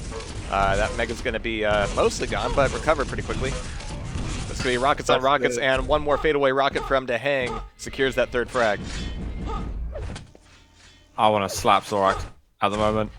His weapon choices that he's got going into such tight corridors it's just horrific. Well, if you really want to, you'll get to in a couple weeks. It's just when you're going through these corridors, you've got to start with LG or rocket out, and then you have to switch to the rail when you found the angle or when you anticipate that the angle's going to be there, but you can't anticipate a close rail angle. And so when he goes in there and actually DaHanG turns out to be present, he's just getting crushed because he's not able to change weapons. He's not able to destabilize DaHanG's movement in any way. Yeah, that was a perfect fight to illustrate what you were saying, even though Zorak was hitting a lot of those rails. But yeah, the last one, the reload time took way too long, and he couldn't get the switch out. Got DaHanG kind of weak, though, so they're going to be at somewhat even footing, at least in terms of stat coming into this next fight. Not so much in terms of positioning, though, and priority on this Mega.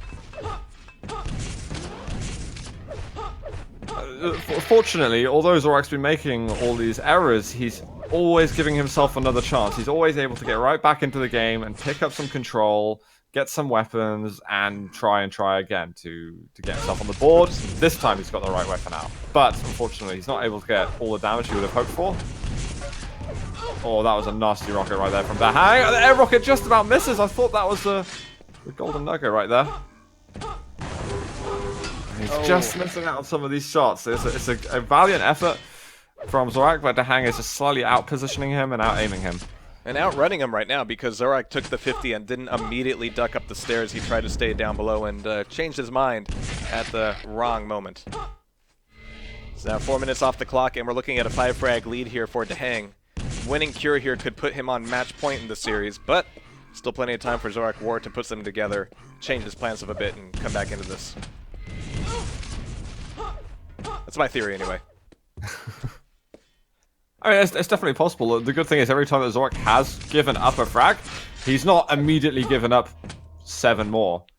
He's always able to, it's every 1 or 2 frags, he's always just rebuilding control and get himself back in the game. The problem is that it's never really looked that convincing that he's going to be, you know, taking the frag and being the one to perpetuate control afterwards. Zorak's behind on stack at the moment. DaHanG's always a step ahead, strategically. And that LG is just munching Zorak's stack away. 50 health level taken. Zorak gonna try and get away here. Oh, looking for the rail angle, but aim was just a little bit choppy. 5-minute warning. And Zorak, yeah, having to flee on 20 health and I think 20 armor he had at that point. It's actually a little bit worse that he didn't die in that fight because now he's going to be weak here, and as long as DaHanG does damage without killing him, he's constantly going to be looking for those 25s, looking for shards, and putting himself in a bad spot. So it's wasting a lot of time just being hurt like that. Yeah. Zorak weak once again. He's now going for this over-aggressive play, which is not serving him well whatsoever. He still had time to actually adopt the strategy that he was running before and just chilling out, picking up some items, getting the weapons. I mean, he was doing it very, very well as that. It was, you know, part 2 that he was struggling with. I think Zorak's waiting for the... Oh no, he's near the red. He wasn't hiding in the actual cave there. Possibly the first fight this time that Zorak's got more damage output than DaHanG in. We've got 1600 damage for ZorakWar and 2500 damage from DaHanG.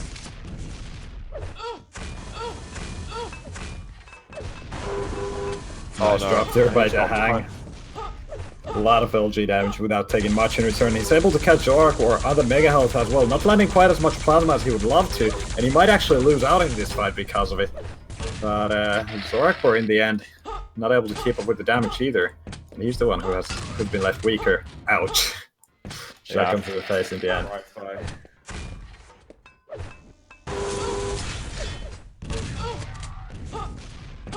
DaHanG definitely looking, well, a tier ahead of Zorak at the moment. Yeah, I'm doing my best here to gauge, you know, how DaHanG is going to be measuring up against Rapha, and you know, according to the games that we've seen so far today, it looks like Rapha is pretty much on form, and DaHanG is doing a lot of good damage here, but Zorak's managing to sneak away a lot of things, which, you know, isn't bothering DaHanG too much here. Obviously, he's still getting the frags where he needs them. After all, DaHanG Rapha is a game we have not seen this weekend. So, in another 12.5 minutes, we could be getting our way over to it. We're still rooting for Zorak. I say as he dies, yeah. I think we're going to be looking at a Blood Run map 3 very soon. Zorak may be going to be playing out the rest of this, but you got to be warmed up by now. And it's always the item play. Again, I keep reiterating, item play good. Rest negative. Yeah, I think Zorak's a little bit on tilt here, so hopefully he's saving some of his cycles for the next map. Should put DaHanG on match point. Do we know what that'll be? The next map? Yeah. Blood Run. Excellent. And that is going to be DaHanG's map pick. Somehow I think ZTN is actually a better map for ZorakWar. He's played the map a crap ton, and he's very item focused in his play. I don't know. Blood Run is the map you can really lock down if you know what you're doing with the items. On the same token, Blood Run is really DaHanG's home. Yeah, it's Yeah, but didn't he get beaten on Blood Run yesterday? Yeah, Griffin did beat him. Well, there's hope for Zorak, but also DaHanG would have played the map for, what, 10 years longer than Zorak? So I wonder. I agree that it does seem like the type of map that would be a bit better suited to Zorak, but you know, there's I going have to to be more point out, in the items. I've seen ZorakWar play Blood Run where he didn't give a single armor or mega health to his opponent before like 7-minute mark. Did his opponent have no arms? Well, he was playing, and he was trying to get some frag, but ZorakWar just didn't let him. But yeah. Requires That some could mean impressive different timing. things. Yeah, it could mean some different things depending on who that would be going up against. Zorak's eventually called it GG. 14 to -1 right there. That's a stomping. I feel like it was close for the first half a game, basically. Yeah. It went up to about 4-0, 5-0, and then Zorak lost patience. He's like, this isn't working, I can't make it happen, and just threw himself at him until, yeah, there were far too many of his corpses on the map. Which is a shame, because actually what he was doing was the right way to go about it, but you know, not able to... It was honestly the weapon switches that really destroyed him. And you just can't make mistakes. I mean, Evil is so known in the EU, or the European scene for absolutely punishing any weapon mistakes. Because he just is flawless on that aspect of it. But we're starting map 3 right now. Zorak is going to be first onto a weapon. He wants to be careful because DaHanG maybe had the pummel up, but he just can't do enough damage. The machine gun's going to be enough. Oh, the red goes, but Zorak has tied the match. Yeah, it's kind of a reset here. Both players with single point, and wow, Zorak left with 4 health after that previous fight. And he's able to recover with a 50 bubble and a yellow armor. And he's still got plenty of time to set up for the red and the mega, which are spawning at the exact same second. Nice roll by DaHanG there from below. Let's see. Wow. Don't go for the jump now. Do not go for the jump. Don't go near him at all. I was going to say that it looked like the decision was made for him, but he's going to be showing up at this yellow armor, and DaHanG is going to be taking, well, a decent chunk of damage, but it's going to keep DaHanG rolling on the frags here. And it looks like ZorakWar needs to do a little bit of damage before either the items come up next. It's going to be a tough, tight timing between Red and Mega. Zorak would really benefit from hurting DaHanG a little bit and making that a harder decision for him. However, DaHanG spitting out just as much as he's receiving here, and yeah, he's able to take away both Mega and Red. Zorak just has to subsist on not even 1 yellow right now. This is kind of unfortunate. That is a full rotation for DaHanG. Red, Mega, 2 yellows, and a rail. Yeah, he's gonna go aggressive with that rocket jump.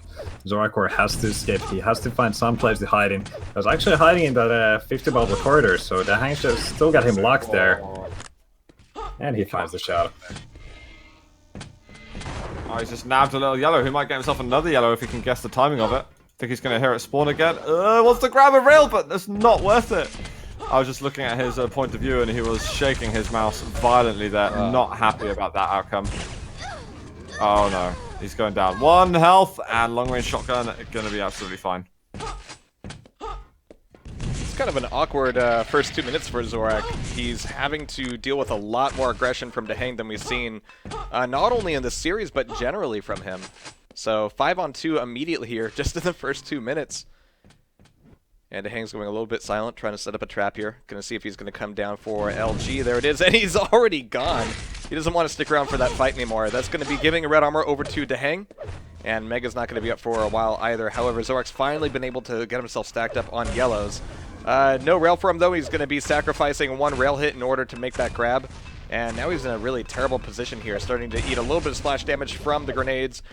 DaHanG missing 1 rail. Unfortunately, Zorak was not able to secure a hit himself. Oh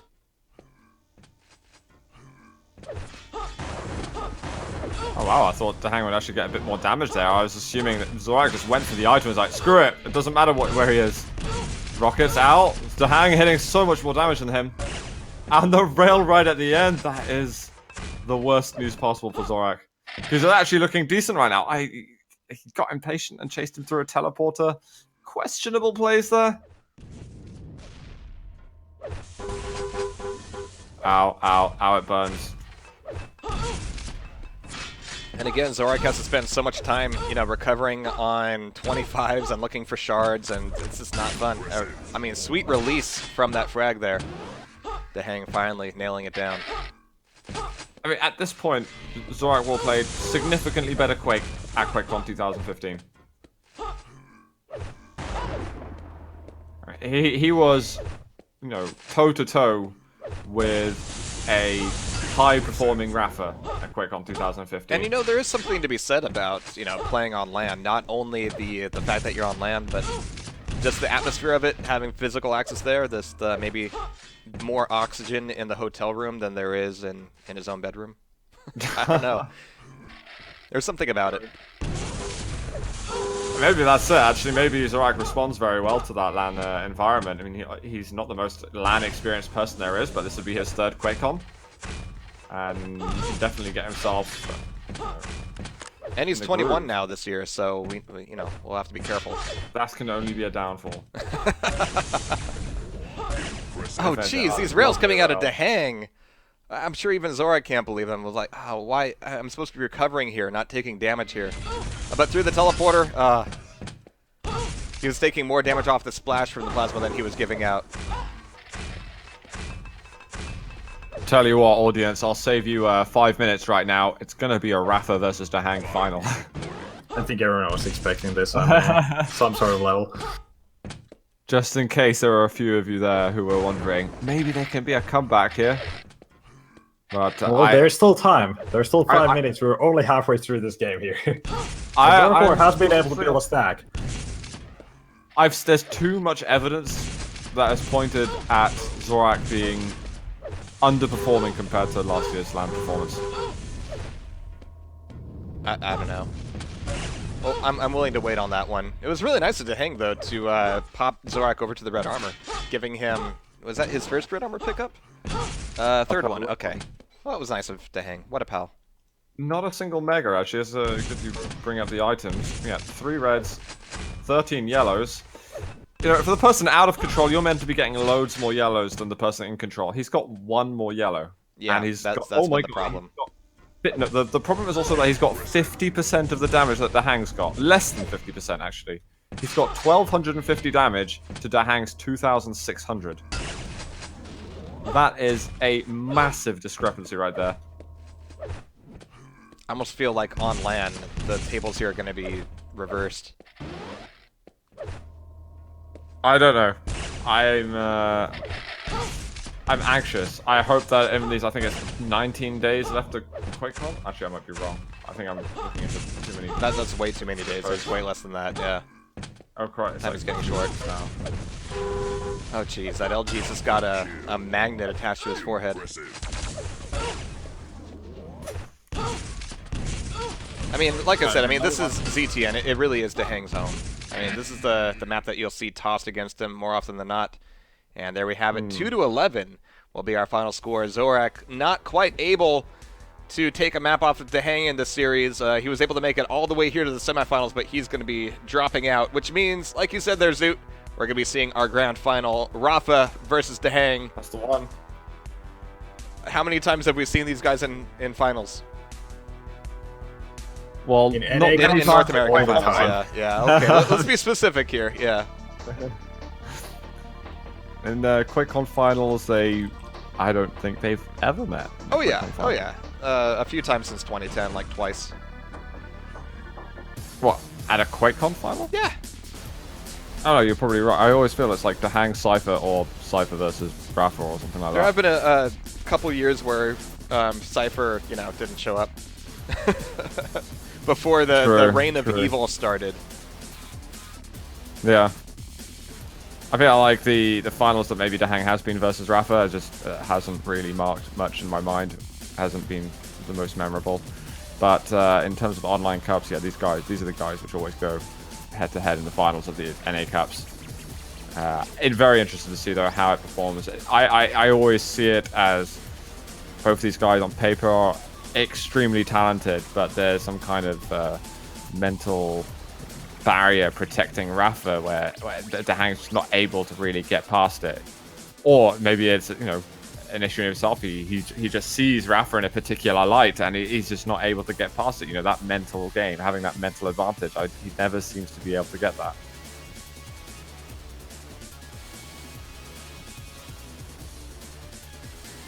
Wow, I'm being shut down here. Have they not met in a final? I thought like. I'm actually right. I was 2006. actually right on something. Okay, maybe not since 2010. 2006 we got to go back to, I think. Yeah, it's been a while. I'm just starting to feel my age now. Oh no. Is this what that feels like? Oh jeez. Yeah, there was that one Quake 4 final. Yeah. Oh man. Time ago. Oh geez. So have I been going on about the 2-year reign about DaHanG for like 8 years now, and it's been a long, long time since then. Oh wow. Okay. Well, DaHanG's been in plenty of finals. He's just never won any of them. I'm pretty Right. Sure. He's Yeah, been it's kind of the same thing for Evil as well in Europe. I mean, he's won something, but most of the time, always getting the second place in the major lands. Yeah, so we're gonna have to see if we have any breaking from what has turned into the norm for quite a long time, actually. But guys, thank you for joining us today for the Road to QuakeCon. This is what we've all been leading up to, the grand final here of North American players going to QuakeCon in just a handful of weeks. We got Rafa, we got DaHanG, and they're getting ready on the server right now. So yeah, we're gonna have some, of course, kind of boilerplate chat about, you know, random tourney stuff. But as soon as we have that out of the way, we'll have some actual games. No, I'm again fixated on Twitch chat for the time being. Are you trying to get again? Am I trying to get what? Predictions. Absolutely. Always trust the I Twitch wonder chat with the what predictions. people are thinking. It's of course I need to. favoring Rafa at the moment, but are there any people cheering for DaHanG? Yeah, I'm gonna dig through my my tubs of stuff from the last 3 times I've moved houses and dig out my DaHanG banner. Blow the dust off. This is it. Oh yeah, and I guess it is time. Thank you to Sinker, especially for providing the wall with some trading card art. I don't really have the trading cards on Steam, but I have them physically. Sure. So I can't see. Nice. Let's see your face. Let's not see warm up. I want to see the wonderful art. yeah, no, Here we go. it's really good stuff, and yeah, Sink acted very quickly to spruce things up a little bit. So thank you. I didn't really have time to point that out yesterday, so there we have it. You look like you work at id Software now. Almost. Jeez. All right. Well, we got. I remember that last year they had that. We had top Trumps for QuakeCon. Yeah. I feel like there's a project I should dig up again at some point. I kind of run out of resources to. I mean, all the stats are the same, so. I'd like to definitely, yeah. It was a bit of fun, that was. But what I'm enjoying being able to discuss things with Twitch chat a little bit on this QuakeCon, because I know that once we do get to QuakeCon, we can't really like see chat most of the time. So we don't really get the same kind of cooperation. So any thoughts that you guys have now, is a chance for myself, Jahar, all to see things clearly. And awesome, over 1,000 viewers now as we're getting into the finals. Awesome. And we've got the map picks. DaHanG has picked Hectic. Yes, we're going to get to see a Hectic between these two. Rafa has picked Elder. DaHanG picks Sinister. Rafa picks Blood Run. And last is Something, according to Bruno. I'm gonna go ahead and put my money on DaHanG because I'm already used to being disappointed. Alright, fair enough. So I'd imagine, even though DaHanG picked the first map, I'm still gonna have to favor Rafa. Oh, I see what you said there. You were saying that because you think he's going to lose and disappoint. Oh, that's very But I'm funny. gonna bet on him anyway because it will feel amazing if he takes it. So I can't lose except in the way Betting that that money's yeah, like a million monies on it. The return will be unbelievable. feels monies. At QuakeCon, can we see a Strengths versus Sparty Grand Finals? I think if Strengths and Sparty go to QuakeCon, that would be definitely something required. I'm not sure either of them are going to be turning up this year, unfortunately. I don't think we've ever seen that though. Strengths and Sparty in the finals. Casters are myself, Zoot. We've got the American, Freedom Boy, Jahar, The and American. Spuld. Yeah. And I am trying to pick up as much chat as possible. And I know we've said it a bunch of times already, but we got 2 streams that are going to be present at QuakeCon. High-tech stuff. We'll be able to see some more games. But you know what, guys? I'm gonna keep an eye on chat, but I'm also going to let them know that we are ready. All right. Yeah, I think we've had enough foreplay here. I'm ready for at least 5 play. Let's go ahead and get these games going. We got DaHanG, Rapha, both readied up. We are counting down now to map number 1 of the Road to QuakeCon 2016 Grand Finals. We got $1,000 bills up for the first place finisher. Both securing 500 already. And I'm watching Rapha off the beginning, just nailing it. He is in the lead within 10 seconds. DaHanG fighting back as he does not want to give up a free red armor. Gets the Mega himself and actually makes it out fairly well. Fairly. Alright, so Rapha's going to be up top here. They're going to be, well, trading rail shots, but it's going to be Rapha making the hits here and making that final hit. He kind of put himself out of position for it, though, so he's going to have to backpedal very quickly. However, he's doing a lot of defensive damage, getting a very quick 3rd frag against DaHanG and taking away not only the pressure on the spawn, but the 50 health as well. So he's going to have a little bit more fuel to keep this run going for at least a little while.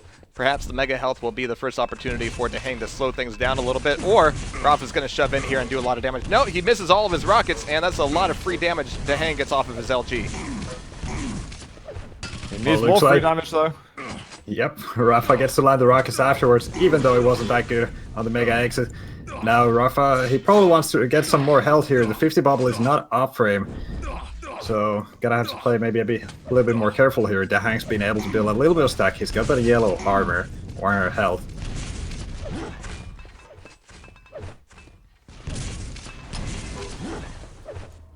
The Mega is up once again. I think DaHanG is able to go for maybe both the major items. Rapha playing very defensive.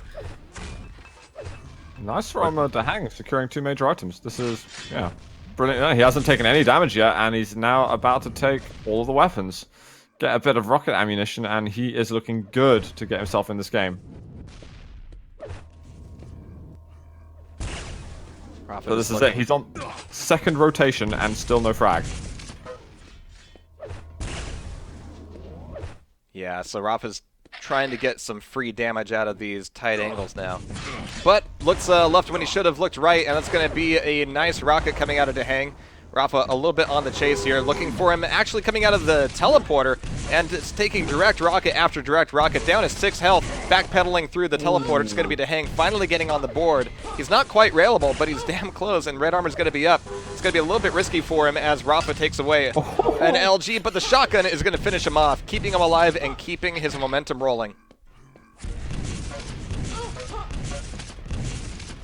DaHanG looking alright there. I feel like he's slightly lucky to have gotten that frag with a shotgun before, because he was absolutely nailed on the ammunition otherwise.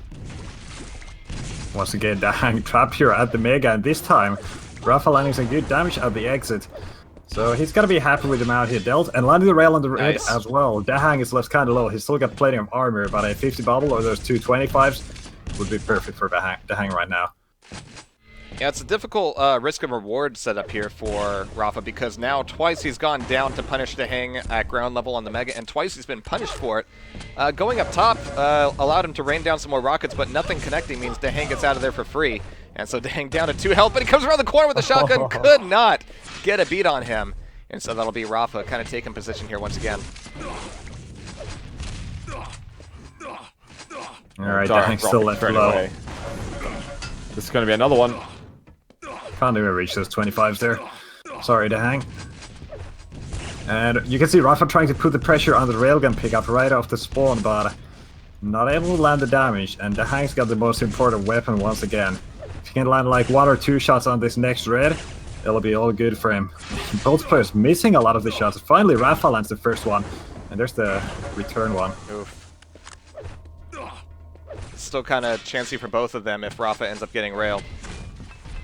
It's going to double back for the Mega Health, though. Get that grab, come back up top map, and DaHanG's waiting for him out of the teleporter. Rapha a little bit slower on the draw, but Rapha has so much more stack to burn through, despite the damage that DaHanG's pulling out. It's Got him a little bit trapped on the stairs. Well, I say trapped. He's able to get out of there fairly free. Whoa. And another direct rocket. His rockets have been on point so far here on Hectic. However, he's not able to really put much pressure on Rapha as he respawns. What I want to see DaHanG do, though, is for the control that he's getting, is to get a few more frags on the board. When Rapha gets control, he seems to be getting, well, a whole bunch, a whole handful. DaHanG not the same. 5 HP left. He gets the rail right at the end. He's in for a chance at getting the next one, but one machine gun bullet, well, is critically endangered. Oh, getting the 225 is a good idea. Savage. Coming around that corner, not a good idea. So halfway through, 6 frags between them. And it's really been back and forth. I mean, DaHanG, once he gets a frag, he just hasn't really been able to carry that momentum through. However, if he gets just one run like Rapha's had so far, that would tie things up very quickly. So he's got another chance for it now. Yeah, that was a quick shutdown there for Rapha's control. And now with that fresh red armor and the yellow as well, he should be able to push through and push hard. Rapha's still left low on health. There's the 50 bubble frame, and he's actually doing a lot of damage in return. DaHanG left with only 22 health, no armor. He is not going to be able to convert. The map is so dry right now. It's got no 50, it's got no 25s by the yellow armor. DaHanG didn't really have any recourse for recovery. The key is the amount of damage that Rapha's doing. Every time he's out of control, he's making every shot count. And even if he doesn't get that frag, he's putting DaHanG in such an awkward position that he's got to try and get control back. He's got to try and weave his way around Rapha's additional shots off his spawn. And it makes it so much harder for him to get an overall advantage in this game. Now, 8 frags behind, I'm not sure if he's going to be able to get in. If Rapha keeps playing this way, I'm not sure he's going to be able to make that comeback. Yeah, he's going to need to channel 0-4 here pretty soon because the score margin is just getting wider as time rolls on. And Rapha, every time we see him make a frag, he's immediately back up on top of Mega, back up on top of Red. And DaHanG just has such a higher hill to climb. And every time Rapha throws out a little shot, DaHanG's already screaming for it. Rapha's leaving that red armor up. He doesn't really need to go for the pickup. He can just keep the pressure on DaHanG instead. And now after taking that one rail, he's gonna make sure he stays back up with that red. And still actively trying to keep DaHanG. There's some sort of pressure. Don't think he knows exactly where DaHanG is. Actually, he was in the staircase there. So prediction was correct. Nice. Yet another frag. There's the 10 frag difference. We got 3 minutes to go in the first map of this series. And again, over these past 2 days, I mean, Rapha has not looked off form one bit. He's not lost a map yet in this whole Road to QuakeCon. It's enough to say of Rapha that he's playing at his norm. We don't have to say that he's playing exceptionally well because this is what we always get out of Rapha. Yeah, Rapha's playing like Rapha today, so that tells us enough. Does that mean DaHanG's playing like DaHanG then? No, he hasn't won a first map yet. That's usually the way it should go. Oh, so and then the crushing disappointment comes afterwards. Right, yeah. Oh, I see. Okay. Yeah, it's true. He's definitely off form then. He needs to build up the hope first before stomping it into the ground. All right, so 2 minutes left here. It's time for DaHanG to kind of reel himself back in. Not that there's a whole lot of hope left for this map. Alright, he's going to call GG. Yeah. That is Fair the one. enough. Let's look at the stats here. You can see 3,130 damage to DaHanG to almost 4.6k for Rapha. Items are relatively even, actually. It's only slightly in favor of Rapha, to be fair. But, yeah, it is all that damage. Every time DaHanG got control, started getting those frags, Rapha was always... the final bullet he would send into DaHanG's skull was always sort of critically wounding and would stop DaHanG from continuing to pick up any additional ones. And going now to some slower maps, we'll see. DaHanG's really looked a lot stronger on these maps where he's able to think about his moves and create a kind of strategy over a period of time. I'm actually quite surprised that he picked Hectic.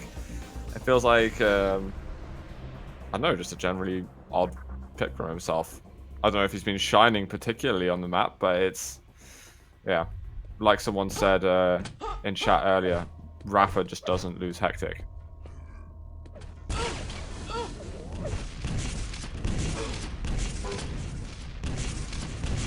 Alright, so getting warmed up here on Elder. Certainly a different map than Hectic. Very different Yeah, the kind of pace map. is very much slower, much more tactical map where you kind of have to stay on your side of the map and try and read what your opponent is doing and avoiding any fight that is not good for you. It's Blood Run, only more so. Yeah. It's like Blood Run, but not a classic like Blood Run. Oh, jeez. On the And it's Kenya got that side of interesting- things, huh? Yeah. It's got that interesting key mechanic as well, very unique. Yep. Prepare to fight. Alright, here we go.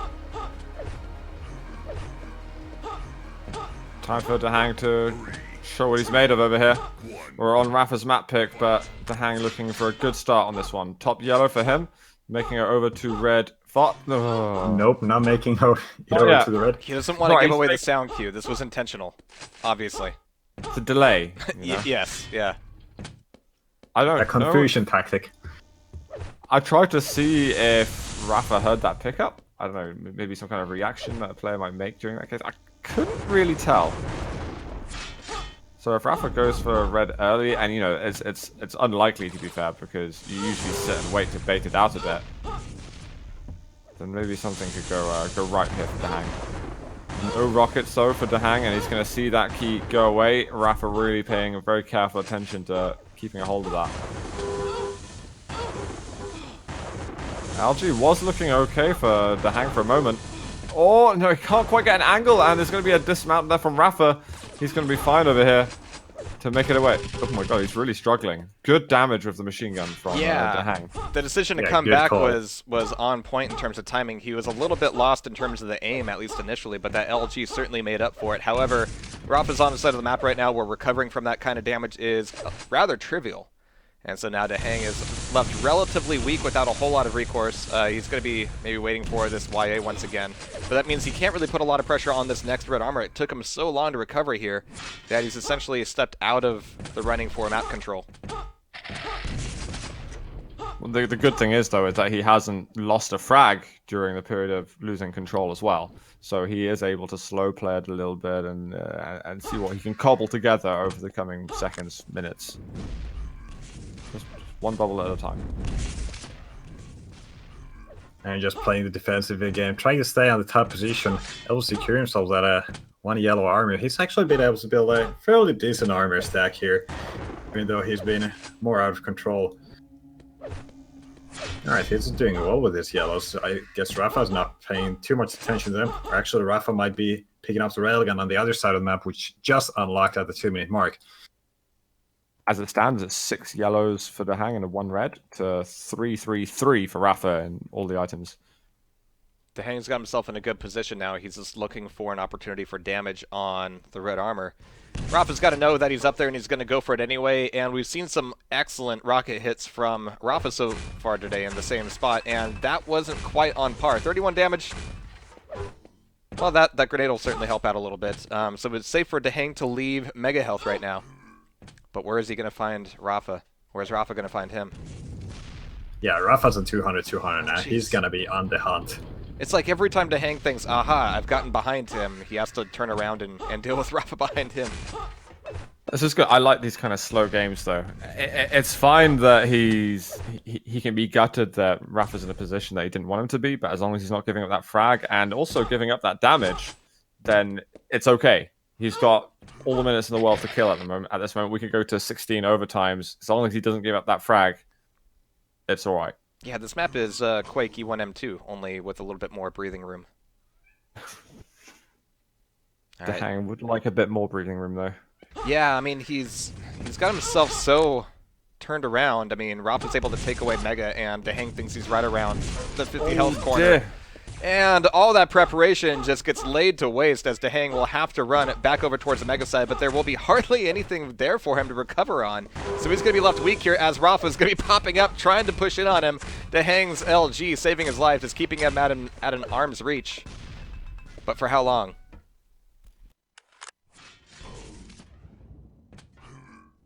Oh, DaHanG just slips away nicely there as he hears Rafa go for that mega, and he grabs himself a yellow.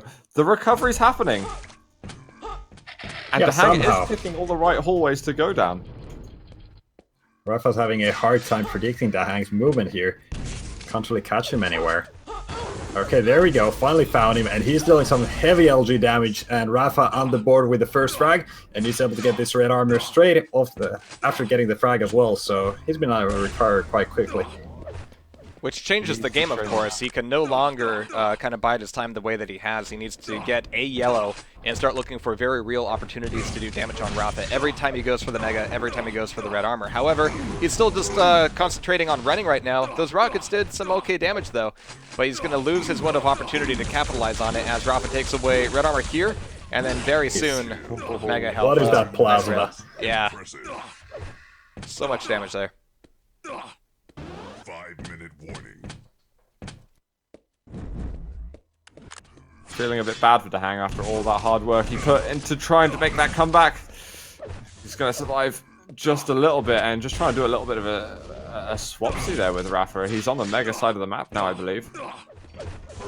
But not for much longer because it should be... He got killed by the door, closing. That is the first time I've seen that in an actual game. Really, I think I've seen it like twice, at least when it first came out. Yeah. Beautiful.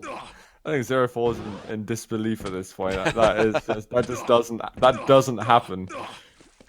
I guess we could call this a crushing defeat. But don't forget to close the door behind you. No, never mind. Sorry, I'm trying too hard now. Alright, but 4 minutes, and, you know, there's still time. But time is a funny thing here on Elder. It's just an illusion. And meanwhile, Rafa's actually, I mean, this is actually kind of cool from Rafa's perspective. For the first time in a long time, he's lost sight of where DaHanG is, and DaHanG goes ahead and spoils that by trying to shoot at him. That's what DaHanG needs to do to win, is never shoot at Rafa. That way he can never find out where you are.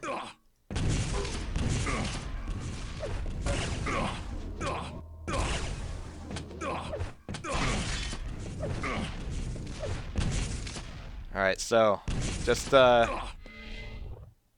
this is so rough for DaHanG here. It's the stack, it's the movement, it's the rail, and finally, DaHanG pulls a rail off, denying that red armor from Rafa. That's exactly what it needed to be doing for a minute 3.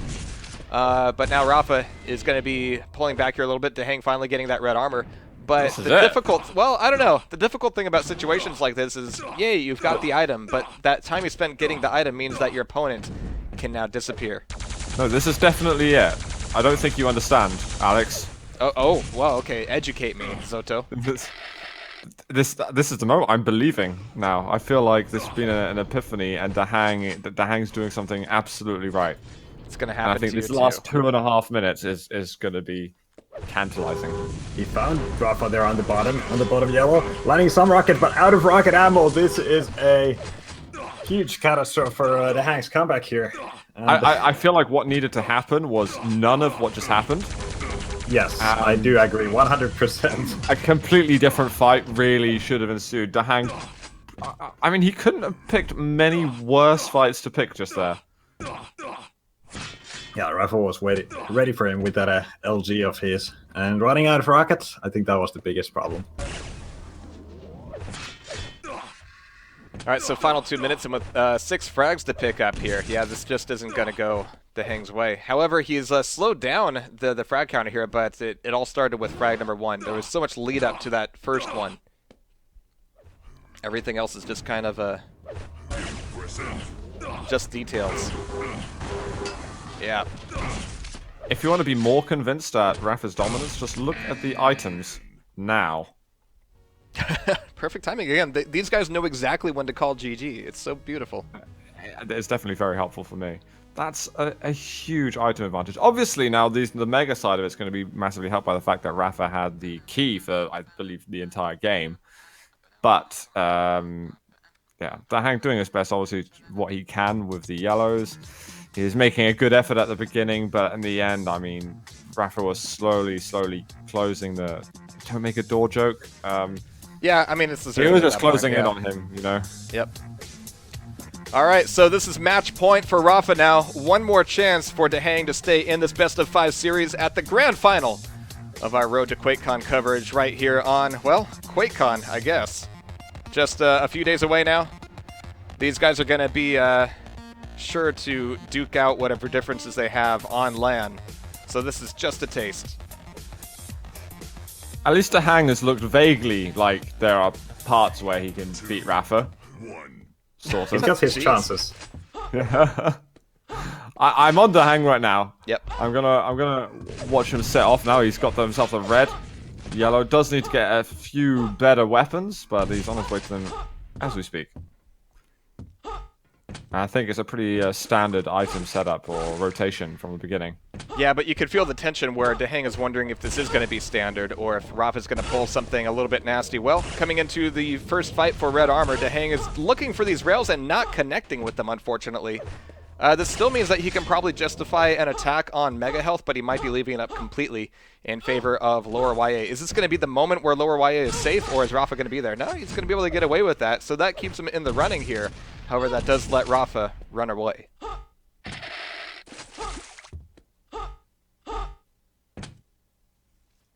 Rafa is at the red right now, and I think DaHanG, yep, he's going to hear that pickup. There's the yellow above him, and he doesn't really need armor at this point. He needs information. There's this thing. He's feeling that Rafa might be up at the top yellow. But actually, Rafa is... Oh, he's above the Mega actually now. He was very nearby there for a moment, just hovering above him. Don't think DaHanG heard him, but he's going to feel him now on the side of those rails landing. And he left red armor leaving on the platform, so DaHanG got nothing out of that except the rail to the side. And coming around the corners, you know, he tries to go very sneaky, but when it comes to the time where he needs to run it, he runs directly into Rafa every single time. However, his LG was incredibly strong there. He was able to keep Rafa at arm's length, enough to recover here a little bit. However, this doesn't really give him priority on any of the items. He's setting up a little bit of a, well, I want to call it a trap on red armor, but it's going to turn into a trade. 3 seconds to Mega Health, and DaHanG needs to be concerned about Rafa showing up. There he is. Oh, these rails. Oh. He's missed 8 rails in a row. He hasn't landed a rail yet. He's put himself in such good positions to do a rail and run away. Honestly, the setup for it all has been excellent. Yeah. He's just not executing anything. That's 9 misses in a row now. We're looking for that 10% accuracy hitting the next rail. You can do it, DaHanG. I'm rooting for you. Positives, though, it's 0-0, quarter of the game gone.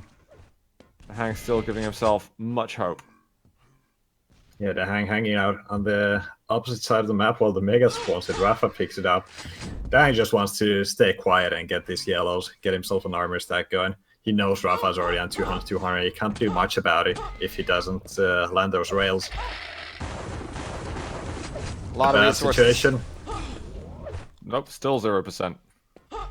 Ouch. You gotta call that out every time, aren't you? Alright. Exactly. And actually, it's the same 1 out of 17 rail prediction for this game. He's now hit more grenades than he has rails, but Rafa is not taking a lot of damage here. DaHanG is doing a phenomenal job of not getting fragged just yet, but Rafa also knows that he doesn't need to rush this thing. He can take it as slow as he likes.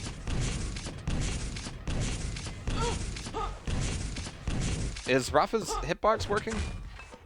I'm not sure. Otherwise, DaHanG's rockets are almost as bad as his rails in this particular game. He reversed the polarity on the magnet.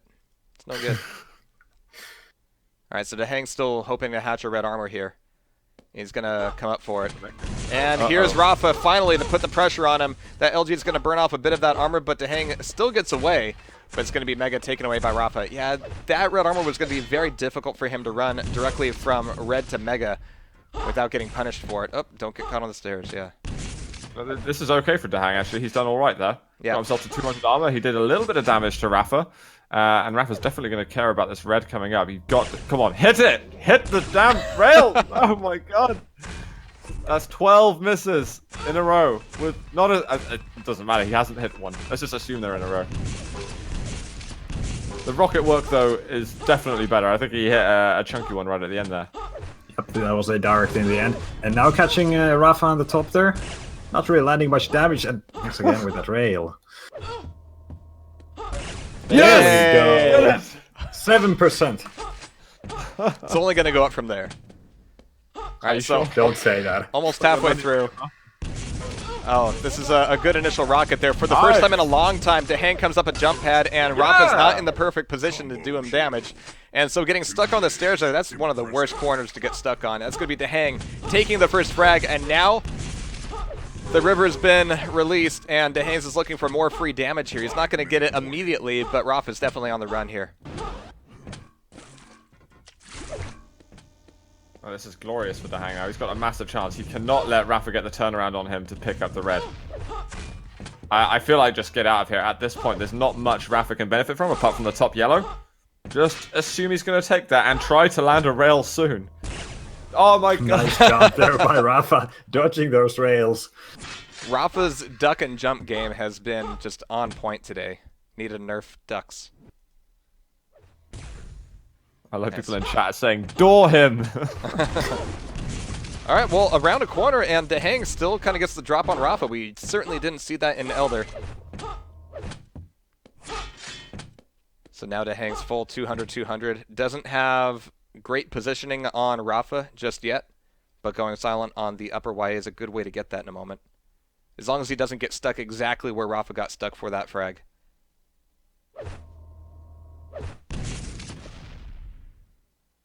He's enjoying the passive play here. DaHanG thinking that maybe the yellow is a bit sooner, but does not want to forget about red. The players aren't really playing for armor anymore. They're playing for mega, and that is just what Rafa has taken. They're also playing for trying to get a decent rail angle for trying to get that initial hit. Neither of them are being super eager to have a face-to-face fight. It's a fine line between respect and mutual fear.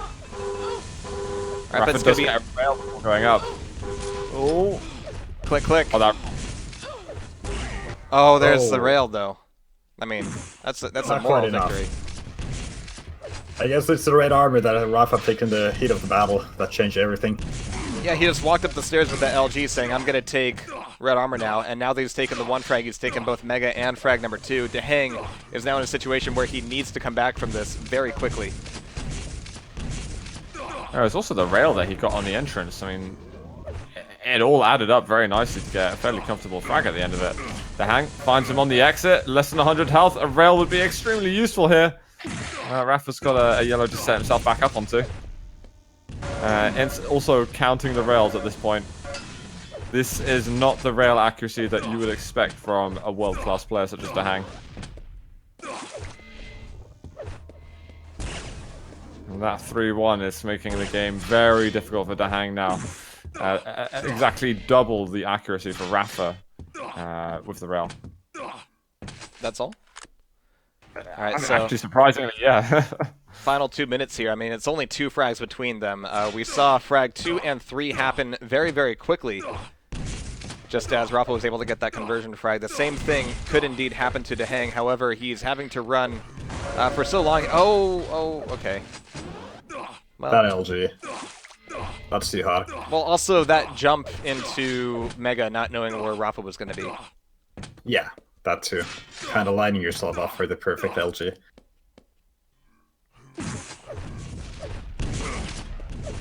I think this next frag here, this might just be it. If Rafa wants to chase for it. I mean, that's probably going to be the one. We're going to get another rotation on the items. And DaHanG's just got too much to do in too little time. It had been such a slow map up until about the halfway point. And floodgates were released, and even though DaHanG took an early lead, he played far too passively to be able to maintain that lead. That is GG's called by DaHanG. Rafa returns the courtesies, but that is going to be the Road2Quakecon 2016 champion determined. $1,000 bills going in the direction of Rafa. DaHanG will be the honorable runner-up, scoring himself $500. And this is kind of the predictions that we can have on our mind moving into the next couple of weeks to QuakeCon itself. Starts the 4th of August and ends on the 6th of August. All right, what an amazing series.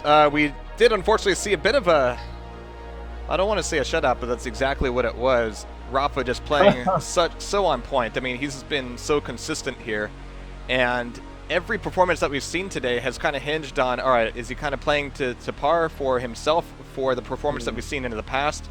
In a lot of cases, that's been a no. So hopefully, when QuakeCon rolls around, the blood will be pumping a little bit harder for Rapha. However, I'm becoming more and more convinced that he's got bits of metal and circuitry inside.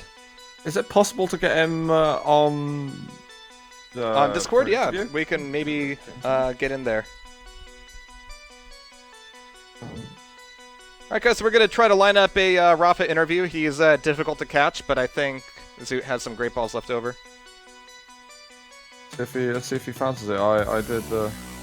I see him on the Discord on another voice channel, so it shouldn't be too hard to sort out. Hey. Yeah, if he's up for it, of course.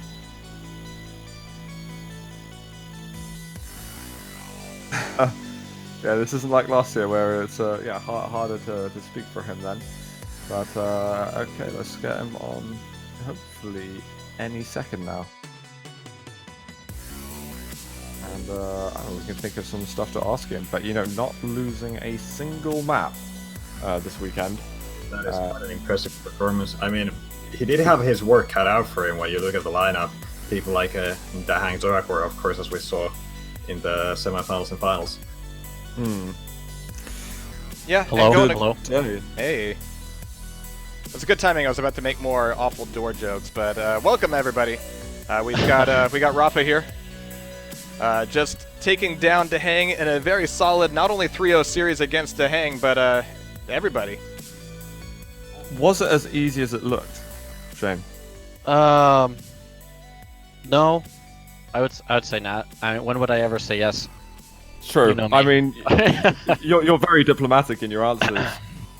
I mean, how do you feel this affects your mentality going into QuakeCon? Because I mean, you didn't lose a map all weekend. It looks like it was a comfortable victory from our side, but yeah, moving into QuakeCon, what are your feelings? I mean, I feel like my shape is playing really, really well right now. There are a few things that I noticed during the games today that I could kind of work on, but you know, I could tell DaHanG he's not in his best shape that I've seen him play in before, and that's just due to the fact he, you know, doesn't have the time right now. He's focusing on Overwatch with his team, and rightfully so. So as far as I know, he's only been practicing the last couple weeks, you know, maybe 2-3 nights a week, and that's about it. So I feel like that shows more so than, at least in this series, I feel like that shows more so than just me being in really good shape.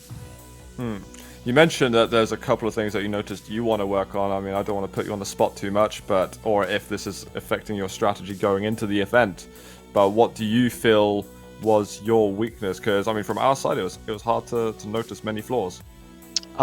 They're just really little moments where if I recognize them more quickly and you know I plan ahead for it to think that it's a possibility, I can either be more aggressive in some situations. There was, when I was up 5-0 against him on Hectic, there was a chance I really could have shut out the game, but instead of being aggressive, I kind of just chilled at the top rather than, you know, applying more pressure. And that ended up allowing him back into the game after, you know, a couple things went wrong, whereas I could have possibly avoided the situations in the first place. And then one or two other times, you know, I could just... I could shore up my defensive game a little bit. But yeah, I really don't feel like I'm very far off from being in really, really, really good form. So this next week and a half, 2 weeks will be good for me, and I'll be playing pretty much every day to get ready for the tournament. Oh, perfect. I mean, there's with some Europeans coming over. Have you got any concerns? I believe Evil's planning his journey among other Europeans. Any concerns there? Oh, I mean, Evil's always a big concern. So, I don't know. As far as I know, I just know that him and Kilson are coming. Is anybody else confirmed that they're able to go? Because I know Cypher is likely not going to be able to show up. So, oh yeah, Sparty. Sparty's going to, I know that. But out of those three, I don't know if anybody else is going to show up.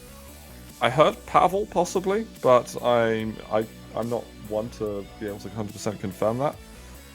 But it's uncertain. But I think I guess Evil is definitely the guy you've got your eyes set out the most to work to prepare for. Oh yeah, absolutely. I mean, the last 2-3 years, it's just been pretty much him, myself, and Cypher in the finals. That's it. Mm-hmm. So aside from DaHanG the 1 year against Cypher, but it's like if I want to win a championship, I have to go through him, and that looks like it's going to be the case. I would give DaHanG more chances if he could put in more time, but I mean, it's even up in the air whether he's able to go or not because of some Overwatch qualification tournament for Gamescom, which is the tournament's actually going to be pretty big. So if his team has the a good shot at making it, then he definitely needs to be playing in it and securing their spot for that. But I don't know. I mean, and also I know who is it? Phrase, Python, and Kama. They're showing up. Yeah. So. And Phrase isn't, he's not bad at all. He's really good. He's just one of those players like Kilson, who they have the potential to win a tournament, but will they play consistent enough all the way through to be able to do so? You know what I mean? So, but I definitely won't be taking anybody lightly. When I get to the tournament, it's all business. Business as usual. Well, if you don't mind, can we talk a little bit about that game on Elder? It just seems like, it's a relatively new map, but it's been out for a bit of time now, where we could fairly say that it's gotten some competitive experience, but it still seems to be very divisive between players. You seem to have a pretty good handle on it yourself.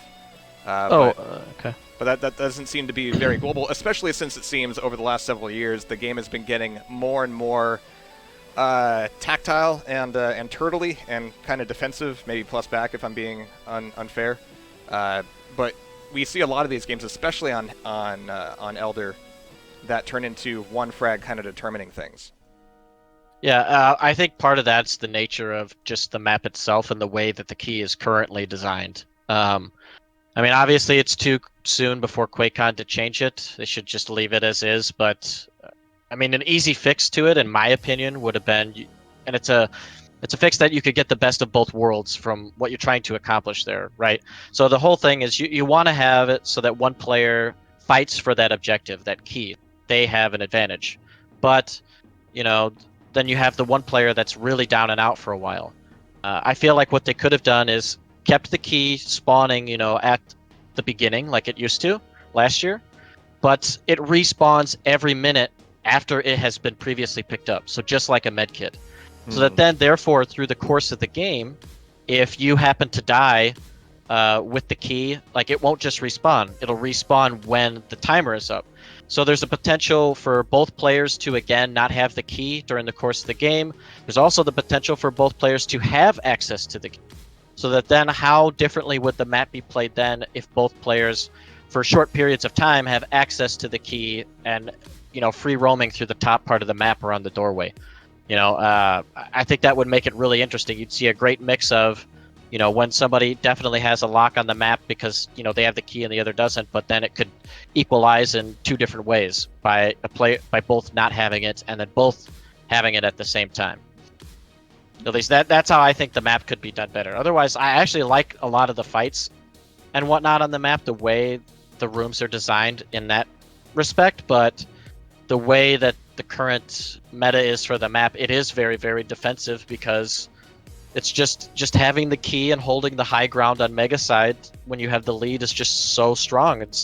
People have to pay such a steep price or leave items up to try and sneak up on you and attack you, and even if they do it then, like, they're attacking at a disadvantage. So yeah, I think Elder is definitely the most obvious one to kind of call out, but in general, there's been a very high amount of defensive play. I mean, we saw a Cure game go 0-0 for, 16 minutes, 13 minutes the other day? Yeah, and, well, to butt in there, I heard your guys, because I was watching that game, I heard you guys talking about, you guys think that the map is faster than that. Really, it's not. It's super slow. It's always been slow. When it gets to time for, big money tournaments, the map is slow because there's like over 100 armor outside of the red and the yellow on the map. That's ridiculous. There's so much armor. So and it's a big circle. You can play from so many points where you can use, sound cues to listen and to be able to run away, and you could just keep running and running until the guy, either overcommits or, he has to make a tricky decision because of when, major items are coming up, and then you take one or the other, and then you're finally equal. But really, the map it's slow. It really is. Just with the way that it's designed, I personally have not liked the map since it's been started playing, but there are other people that like it. So for me, it's tough shit. It doesn't matter whether I don't like it. Other people do, and it's in the pool, so I play it. The only map that honestly has been worse in QuakeLive's tournament history as far as defensive play was the original Battleforged before they got rid of the jail gates at red going towards the 50 bubble, and before they changed where the teleporter actually goes. That map is actually more open now, but even that can be played quite defensively. Well, it certainly keeps things very tense up until that first frag at the very least, and we're expecting to see just as much of that at QuakeCon. I want to ask about your map picks going into QuakeCon, because I believe if we're using the same map picking structure, there's a map removal you get at the beginning. Is that right? Yeah, it should be toss, and then you pick the rest. Is Cure going to be something you'll want to, by default, get rid of, or is it very much depend which person you're playing and what their strengths are, etc.? Have you got anything you'd rather not play more than let your opponent play? Oh, I think for me, I've always tried to make sure that I'm really, really good and can potentially beat anybody on every map that's in the pool, because I always felt it's pretty dumb to, automatically eliminate a map every time, when what if that is the other guy's weakest map? It's like you just shot yourself a potential free win, or his second weakest map, because he's already going to toss one of them. But I always just looked at it. It's good to be super well-rounded, and even if I don't like the map, it doesn't matter. If I think it's the best chance for me to win, then I'm going to pick it and I'm going to play it against, whoever I'm playing. So ego has never been a big thing for me as far as map choices go. So I've just always picked what I thought is going to be most successful. Are you going to play Quake World? No. No, I'm not. Damn. Sorry. All right. We need more Americans. I mean... Are you excited for Quake Champions? What are your thoughts on that? I'm not sure what information you know about it, if any more, but... I pretty much know as much as everybody else, so not much. Are you keen to get your hands on it if there is an opportunity to do that, or to just to await its release in general? Would it be something that you will pick up again and maybe spend less time on other games? I think to answer the second part of your question first, if the game comes out and it actually is really good, that they've done a good job and it looks like it's going to have potential for tournaments and the esports type thing, then of course I'd love to play it. I'd love to be dueling again. But that also depends on how far I go within Overwatch within the next half as well. Like, let's say, I end up getting on a team, we grind our way to the top, and we're doing really well, we're getting paid really well. I mean, if we're winning, it would be kind of stupid and selfish to just leave the other people behind and be like, well, see you guys, sorry, I'm out. You're going to have to find somebody else to replace you. And we all know from watching Counter-Strike and other games like that, like just replacing a really good player doesn't mean that it's going to work within team chemistry and whatnot. So I think then it'll just come down to, what's happening overall with my situation with both games and how much I actually love playing Quake Champions when it comes out. So yeah, but I definitely would love to be able to duel again. And I obviously play team games in Quake too. I always love CTF. Yeah, there's rumors that it's going to be another special mode of some sort, that I think is really far too many question marks on top of that for any thoughts of it. There's some people in chat that are curious of your opinion on the very recent use of base. Are you familiar with what's happened? I read up on the gist of it today, so and from SyncAir's response in chat that I caught earlier, where he said when somebody is VAC banned, that they don't get the details about it. So, I mean, I don't know. He could have been cheating in some other game. If it was him, then obviously he's an idiot. So, but I would feel really bad if he did lend it to a friend that he apparently trusted, and then they went and messed around on it and got his whole account It's banned. amazing So, how often that happens.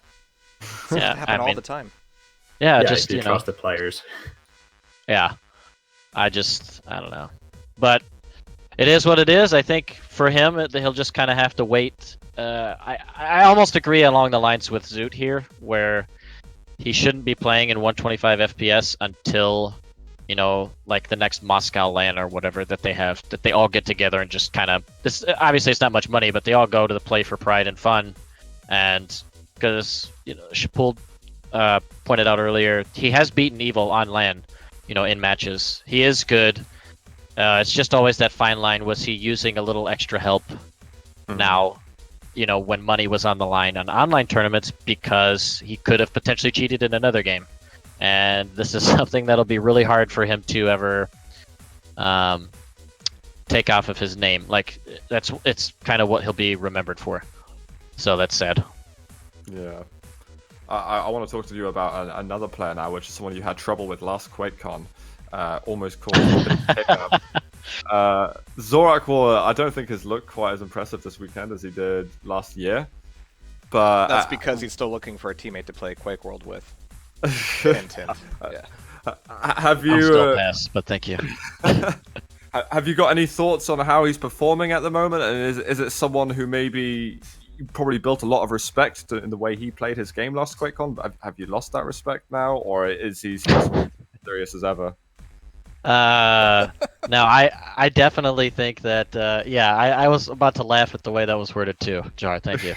No, I think that he's not playing as consistent and well as he was last year. Sometimes in practice games I see, spurts of, him playing his game well, but I don't know, I just something's not right. Something's not clicking for him. I don't want to say he's hit his plateau or anything, but I think that if he really wants to get past and get good again, he's going to have to put in some actual time to do it.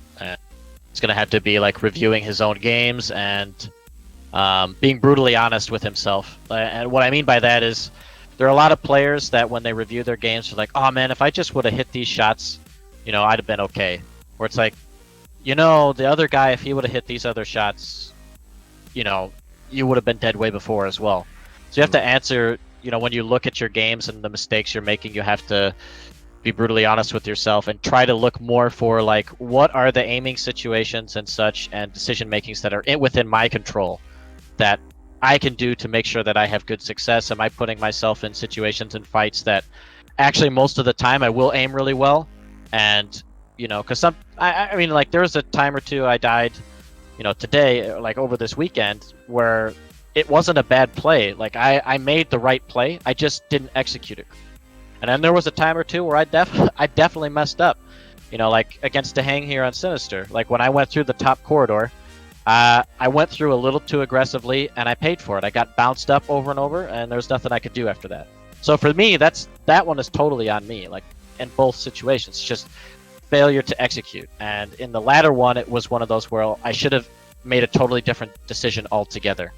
Either been more aggressive and pushed in faster, or just not done so at all, type of thing. And that's the way you kind of have to look at your game. And if you can do that, you can make really good improvements, I think, for anybody. But especially for him, since he's at the level that he's at already with, timing, aiming, movement, stuff like that.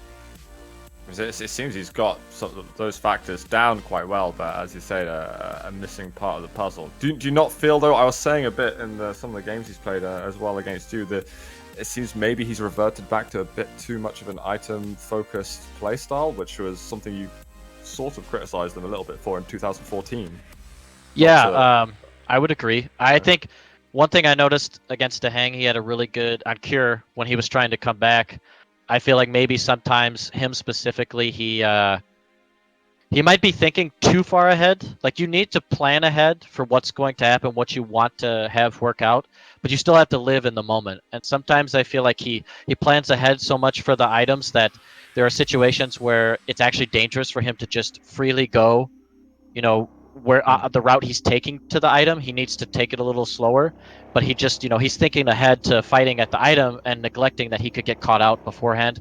And sometimes that leads to a lot of free damage or sometimes even kills that he gives up. So I feel like you need to plan ahead a little bit, and you want to run the death cycle if you can. But if you can't, you need to be prepared for what people are trying to do to stop that. You know what I mean? You just don't allow them to freely get back in the game just because you're being careless.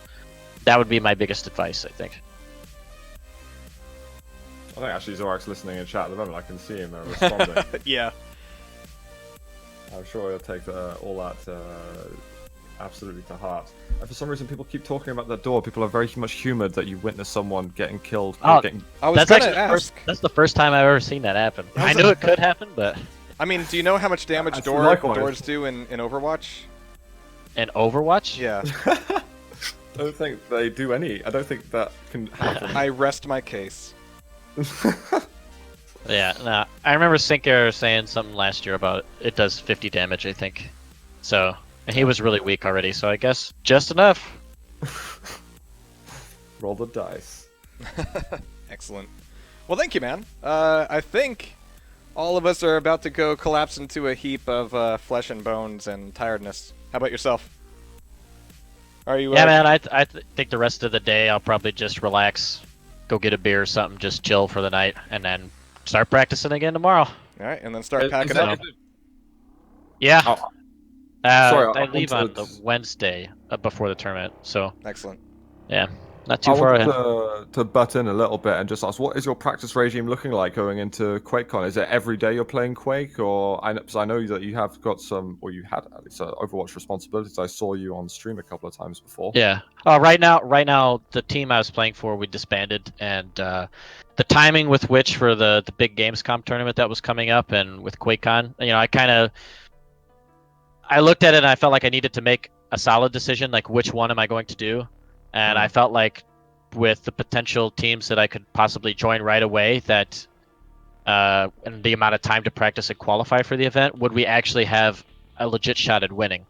And I felt that no, that wouldn't be the best case, and to play both would be pretty selfish. So I decided to just focus on preparing for QuakeCon. I'm still playing Overwatch every now and then. I'm playing ranked here and there.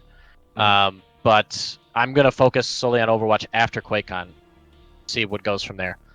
Whether I manage to find a way to join a decent team that has the need that I can fulfill, or if I need to find a way, to kind of find some newer players and start from scratch and just build from the ground up.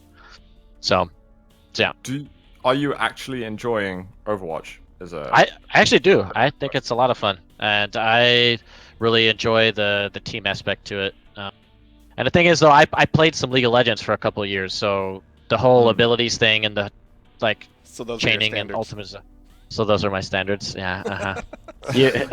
You may live up on the king's chair, but I just take the breadcrumbs, Jahar. I do what I can. Yeah, but the breadcrumbs But, are in the form of money, so that's not bad. Yeah, but no, I actually do really like the game. So, and the thing is too, the role that I'm trying to fulfill and play is the most I'm trying to play flex, which allows you to play the most champions.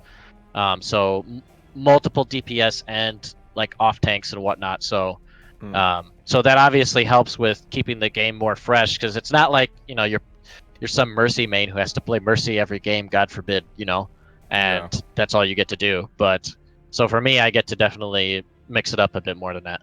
So, but no, I like it. It's a lot of fun. Case closed. Yeah. Yeah. All right. Well, I think that might be it from us. Spold, did you have anything yourself? No, I couldn't think of any Okay, good questions. well. I just want to congratulate you once again, Yeah. Rafa, for the victory here. Thank you. All right. Fantastic games, and I eagerly await Rafa's surprise announcement that he'll be playing Quake World at QuakeCon. So I'm looking forward to that.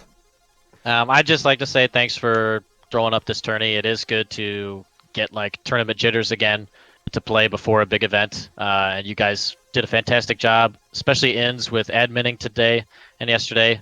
And yeah, just keep up the good work, Shapold and Zoot with European casting. And yeah, that's it. And I'll see you guys at QuakeCon. Awesome. Looking forward All to right. it. All right. Well, I think that'll be it from myself, Zoot, and Spold. How you guys feeling?